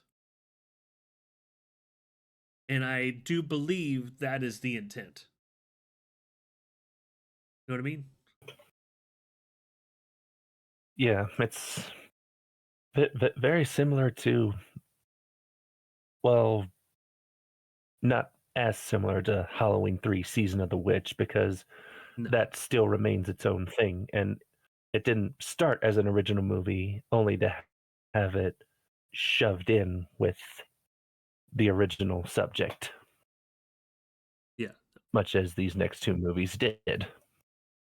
Yeah. Like 10 Cloverfield Lane was very much its own thing, but then the Cloverfield Paradox did something weird and kind of explain it wasn't until I fully rewatched these again and I rewatched Cloverfield Paradox and I have a huge appreciation for Cloverfield Paradox now because rewatching it I do think it basically explains everything in the first two movies and it explains it very well and it opens up the door that they can do anything now.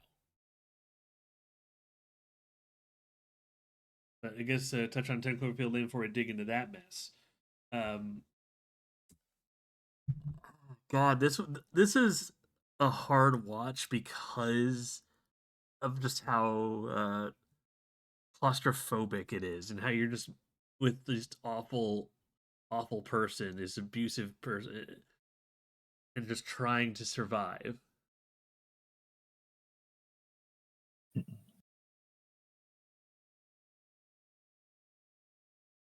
Like, I mean, if claustrophobic horror is your thing, I'm sure you'll like this. like you go in expecting a monster movie, and you end up watching Stephen King's Misery. Almost. It's almost what it feels like.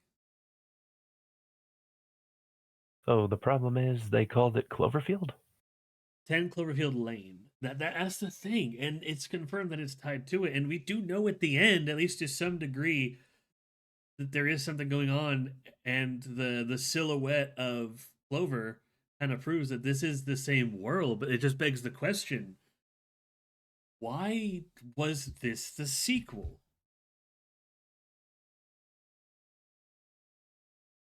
Like, why this story? And I think the I think they spent a few years kind of figuring out what do we want to do for a sequel. I think Cloverfield at its base was meant to be a one and done. You know, Yes. like I truly think that. I truly think that the Cloverfield movie was meant to just be a monster movie and there wasn't meant to be a series. But when they wanted more of it, they wanted to they decided to go balls to the wall and just get weird with it. And people were like, "Hey, yeah, do your thing, be weird with it." And they released 10 Cloverfield Lane and confused everybody. And I am sure, considering Cloverfield Paradox was 2 years after it, I am sure they had a plan in place of the next two movies, before, like as they were like filming 10 Cloverfield Lane. Like I am, after watching Cloverfield Paradox, I am certain of that. Because even though 10 Cloverfield Paradox doesn't directly reference it, it explains why 10 Cloverfield Lane was the sequel and why the series was the way that it was. Once you like, It yeah, it, it at least opens a possible door to explain how those events might have happened. yeah, but yeah, like my monster movie myself will always love the first one, I think, more than the other two. But I think Cloverfield Paradox is objectively the best of the three. Like, and part of that is effects. Minus one. There's one effect that I'm just like, huh. But the rest are great. Wait, if this is the effect I'm thinking of from the first movie, Not the first one, the third one. Paradox. oh well, we're not there yet. Yeah. No, we're on, yeah, we still on 10 Cloverfield Lane. I'm just trying to kind of like bridge this gap, so to speak. Well, bridge away. But yeah, like that's what I said. Like at the time, we didn't know what to expect, and I think that's why Paradox ended up on Netflix because everything fell on. Because they just kind of took up everything and experimental at the time. But God, 10 Cloverfield Lane, I think it was a necessary exposition accomplishing two things. One, how it affected people even in more remote locations, this weird happening with monsters, but also like that it wasn't just Clover and those little bug things.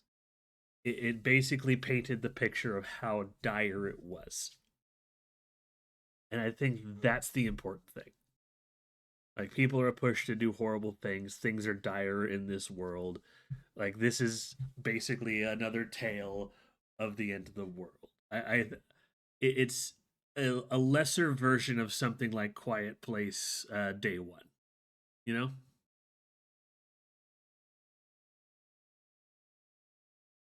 I mean, I haven't seen those movies. Oh, okay. But like, Um, and I don't want to say that it's a bad movie. I don't want to say 10 Cloverfield Lane it's a bad movie. You know, it's a good movie. It's a very scary movie. It's very uncomfortable in the best way possible. But it's a very well done movie. It's just at the end of the day, I'm still gonna leave it going. Okay, but what does this have anything to do with Big Monster? everything, everything to do with Big Monster. Big Monster. Well, I think that is going to bring us to Cloverfield Paradox. Because no, So, well, no, I was gonna say, do you remember how they revealed this one? I vaguely remember, but remind me. It was just a random trailer that played during the 2018 Super Bowl, and it was like, it's on Netflix right now. Go watch it. Okay.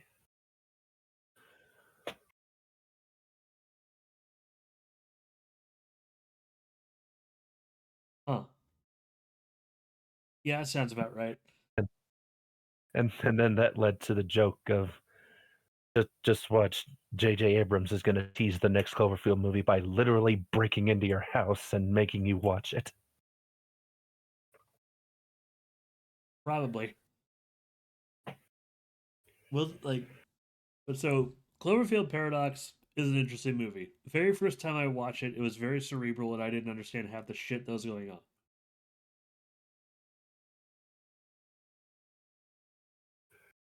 You don't do the science. I don't mind. I can admit that, and the joke we formed at the time was everything is Schmidt's fault. And if Mm. it's not Schmidt's fault, it's probably Volkov's fault Yeah. So at the time. at the time,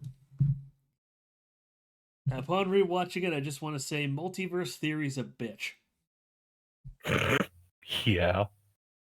And I can safely say that there is not a villain in this movie except for alternate universe Schmidt, but he technically didn't do anything because he never got the chance to when you really think about it. But yeah, basically, Cloverfield Paradox follows a team going into this large space station. Basically, they're trying to get this, basically, have this giant collider up in space. It's supposed to beam a constant line of energy down on Earth, and it's solving this massive energy crisis in the future. And yeah, yada yada. Things go haywire, hoopty doopty. But one of the first bits of just teaser of things that's happening early on is there's this interview they have with this conspiracy nut that one of the guys is watching. Just like he's being very non-serious about just like they've never had a hadron collider this big before. There's a lot of energy going on in one place. This could actually mess up space-time in the very localized setting. We don't know what's going to happen, and you can read all about it in my book. Which like that line I think pulls a lot of heavy lifting to why no one's probably taking that schmuck seriously. Buy my book before it's too late, people. Pretty much, but yeah, after the countless failed attempts, they only have enough fuel for so many shots left. There's a lot of distrust. People think like people are sabotaging it because there's some political discourse going on below. Evidence we get later in the movie and listening in on conversations seem to imply that that's actually not the case. And at least this group altogether, even if they have disagreements, are on the up and up. They're just trying to solve this. Lo and behold, try a few different things, move a few, twist a few knobs, move a few levers, move this here and there, and for a bit it works. And they start celebrating. Things get weird. Things go ham, and then a big rumbling happens. Things just shatter and move forward. Some weird anomaly happens. They get the ship back up and running, and Earth is gone. Like Whoops. they look out and they just don't see Earth, and they are panicking, reasonably so. And just a whole bunch of weird stuff is happening. Like things are missing. They like and that some things are just not where they're supposed to. And it gets weird. They even find someone they have never seen before, literally inside the walls of the spaceship.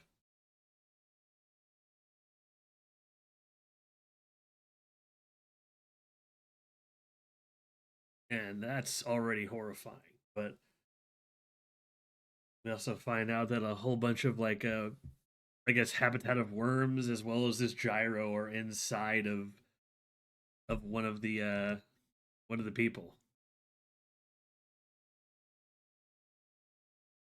What was that Russian dude's name? Volkov. Volkov. Yeah, like inside of Volkov. Upon watching this, nothing's Volkov's fault. Yes, he did technically get the gun, but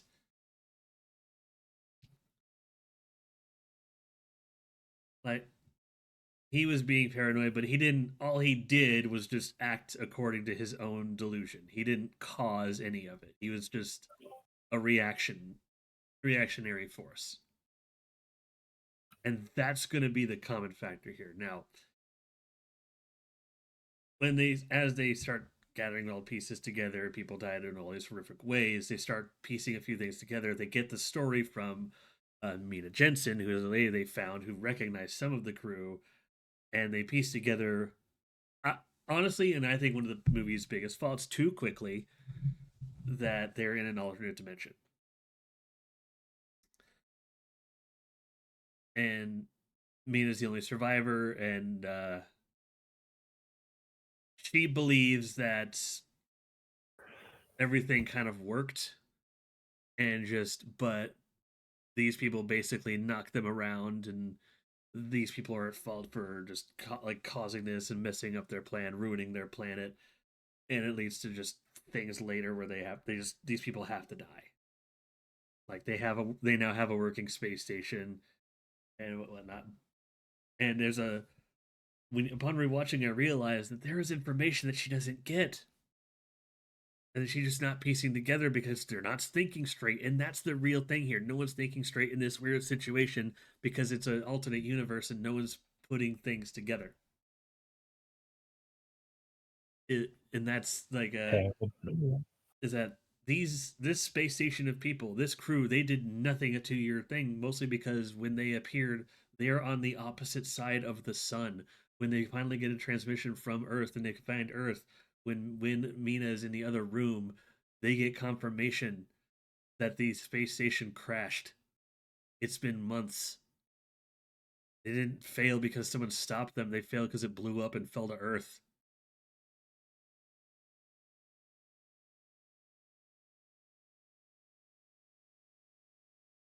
Like, and Mina just kind of got thrown off course.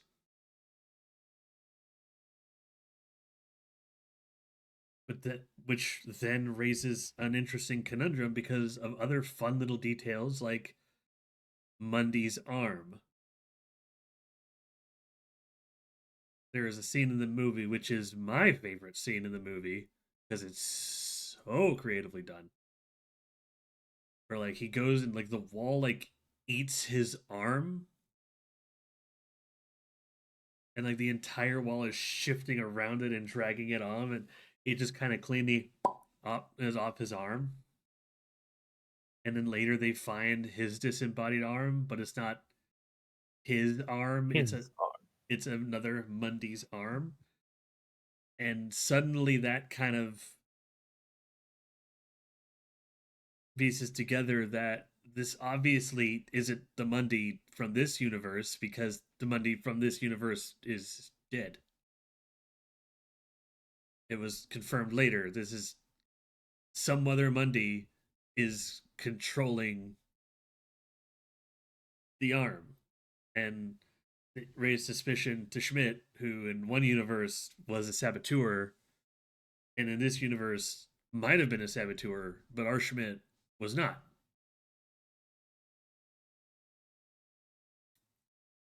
Are you following along yet? Are we going too fast for those of you taking notes? Yeah, multiverse theory is a bitch. Yeah. But and then it creates this thing because the logs they have access to are logs about of Schmidt just working with this other organization, which then raises the question, but wait a minute, the ship in this universe blew up, but Schmidt has no idea about these logs or what people are talking about. So this isn't their Schmidt, or this isn't their logs. There is so much at play of like who goes where.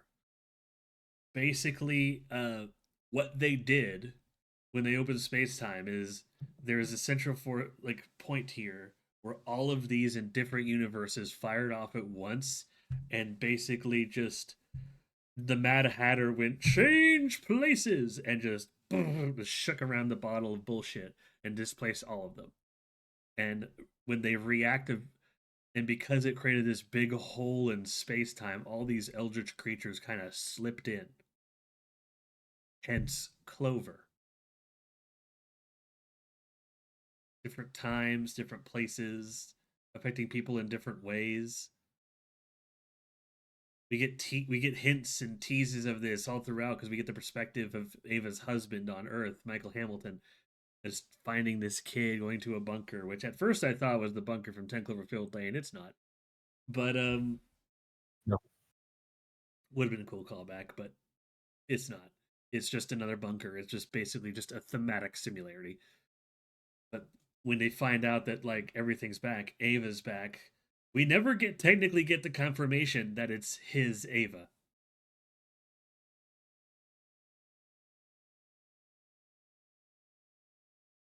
Nope. So things shifted again, maybe in the right spot, and Ava and Schmidt are going back to Earth, and there's this really tense scene where Michael's just like shouting, "No, send them back!" And then as the ship comes Tell them not to down, come back. they they they It's basically pay off the whole thing with Clover about it potentially being a baby and showing a much bigger Clover literally above the clouds roaring as they come down. Know that like they didn't directly cause this. They didn't want to. It's not their fault for causing this. It somebody in the multiverse, this is either just cosmic bad luck or somebody in another universe fucked it up for them. Because we now know that in other universes, people are distrusting saboteurs.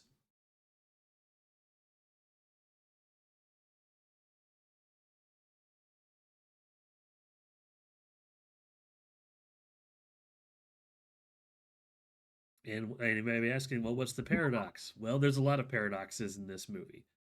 A lot of things. A lot of in narrative paradoxes. Like there's a fun little conversation between Monk Acosta and Mina Jensen, where she's like, "Please remind your crew that like if y'all go back, suddenly I will be a stranger in universe." It's like like a paradox is: do you basically doom the life of one person to save your crew and potentially save your planet, or do you do everything in your power to get everyone back to where they are safely to hopefully save everybody, but it's going to cost more resources? Like, and even if you do that, do you know you're getting home? Everything's just this big question here, and it's just to wonder how much is your fault. We don't know. We can't squarely place the blame on any one individual. The fact is, it happened.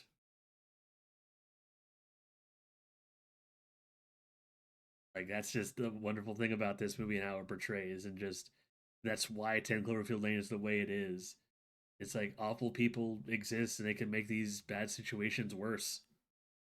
This is choose your hell, basically. This is how it's affecting more rural communities. This is how it's affecting the big city. This is what started it all. This is it. This is the eldritch hell of this multiverse. But that's what I got from it.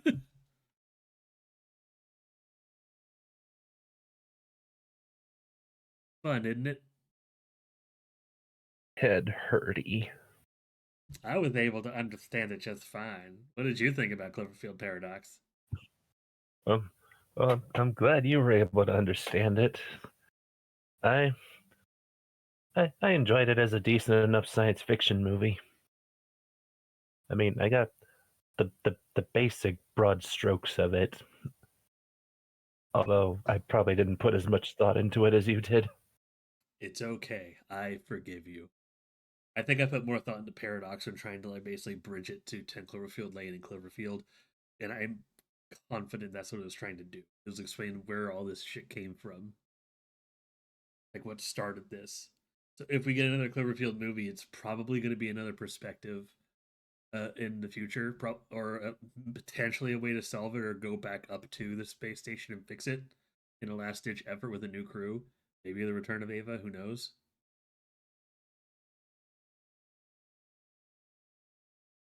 Call it the Cloverfield solution. I don't. I can't. Or the Cloverfield anomaly. Let's see. As far as I can tell, Abrams is trying to make another movie. Um, supposedly, he wants it to be a more dedicated sequel to the first Cloverfield movie. Hmm. But that's just what we know so far. There hasn't really been any other big updates since like 2023. Yeah, I'm gonna wait on that. If it directly follows that movie, it's probably going to be a mix of the events of that movie and Cloverfield and the human story of Cloverfield Paradox. If I were to guess, unless he's ditching that combination and just kind of doing its own little monster movie from now, who knows? Who knows, man? J.J. Abrams does a lot of weird shit.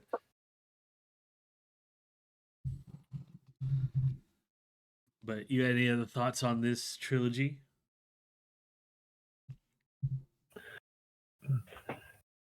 It it it feels very um words. It definitely does come across as one of those film anthologies held together by duct tape and prayer. But if you just sit down and take them for what they are, they can be pretty enjoyable films on their own.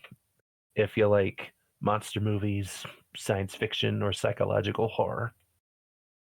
I think these And if movies, I were to, especially Paradox, are easier to understand on a. Sorry, continue. I was just gonna quickly say, if I were to rank the three movies, it'd be Cloverfield, Cloverfield Paradox, 10 Cloverfield Lane. I But that's agree with just me. that. I agree with that order of ranking. That's kind of how I feel. I think as objectively as I can rank it, the Cloverfield Paradox is a better movie, but the first Cloverfield is still my favorite.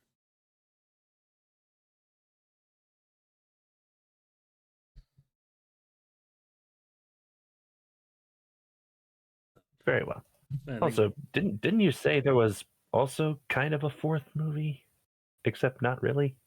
okay, almost. There's a movie that came out called Overlord, and it's like Nazi zombies. That the original script for it basically had it as a potential other Cloverfield movie, where basically some of the little smaller things came out, and they were the connection was, if I recall what I read, the connection was meant to be like it's basically a Nazi zombie movie.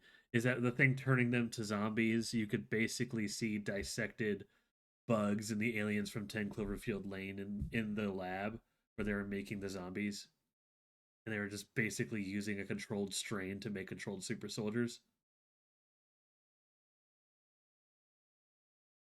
But Because that's a good idea. yeah, I think they ditched that because I think the idea was it would just turn the series into so different and messy from its roots, and we wanted to consolidate it to keep it as a monster movie slash eldritch horror, which I think is smart.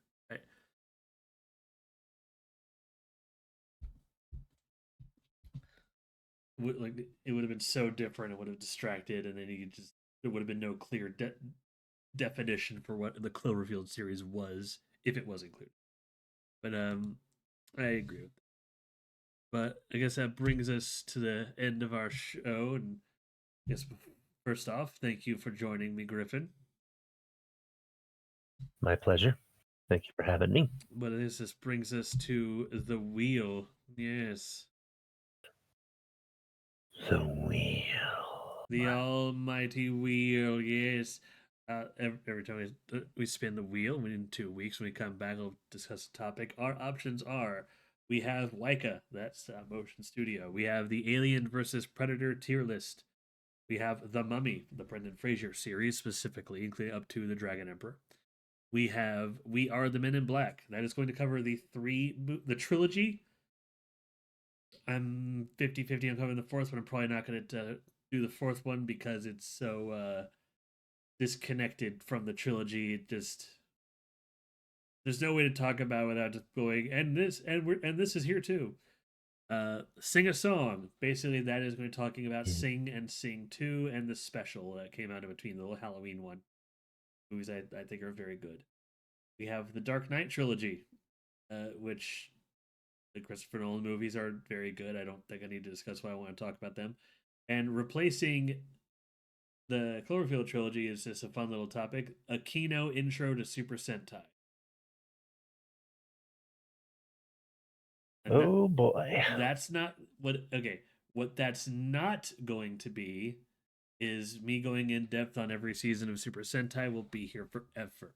The intent of that episode is basically me trying to explain Super Sentai and give a pitch of some of my favorite seasons to kind of get people interested and involved in if they want to watch it.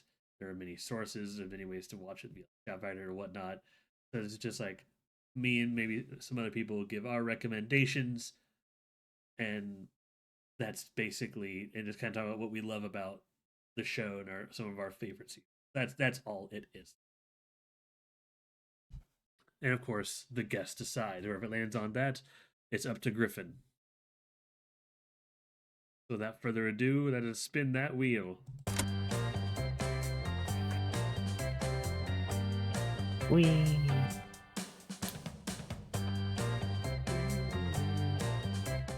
Hey, Waika. All right, I could live with that. Nice. Heck yeah. So yeah, 2 weeks we're gonna talk about the Waika movies. You know, type Paranorman, Missing Link, or you know the ones. All those good movies. They are great. I'm gonna have a blast rewatching all those. But yeah, I have a big chunk of those in that filmography. And once again, thank you for joining me, Gryphon. But I think that'll wrap this up. For one thing, have anything you want to say before we go? Not really. I think we've said enough. Fair enough. Well, thank you for joining, and we'll see you all next time. Sayonara.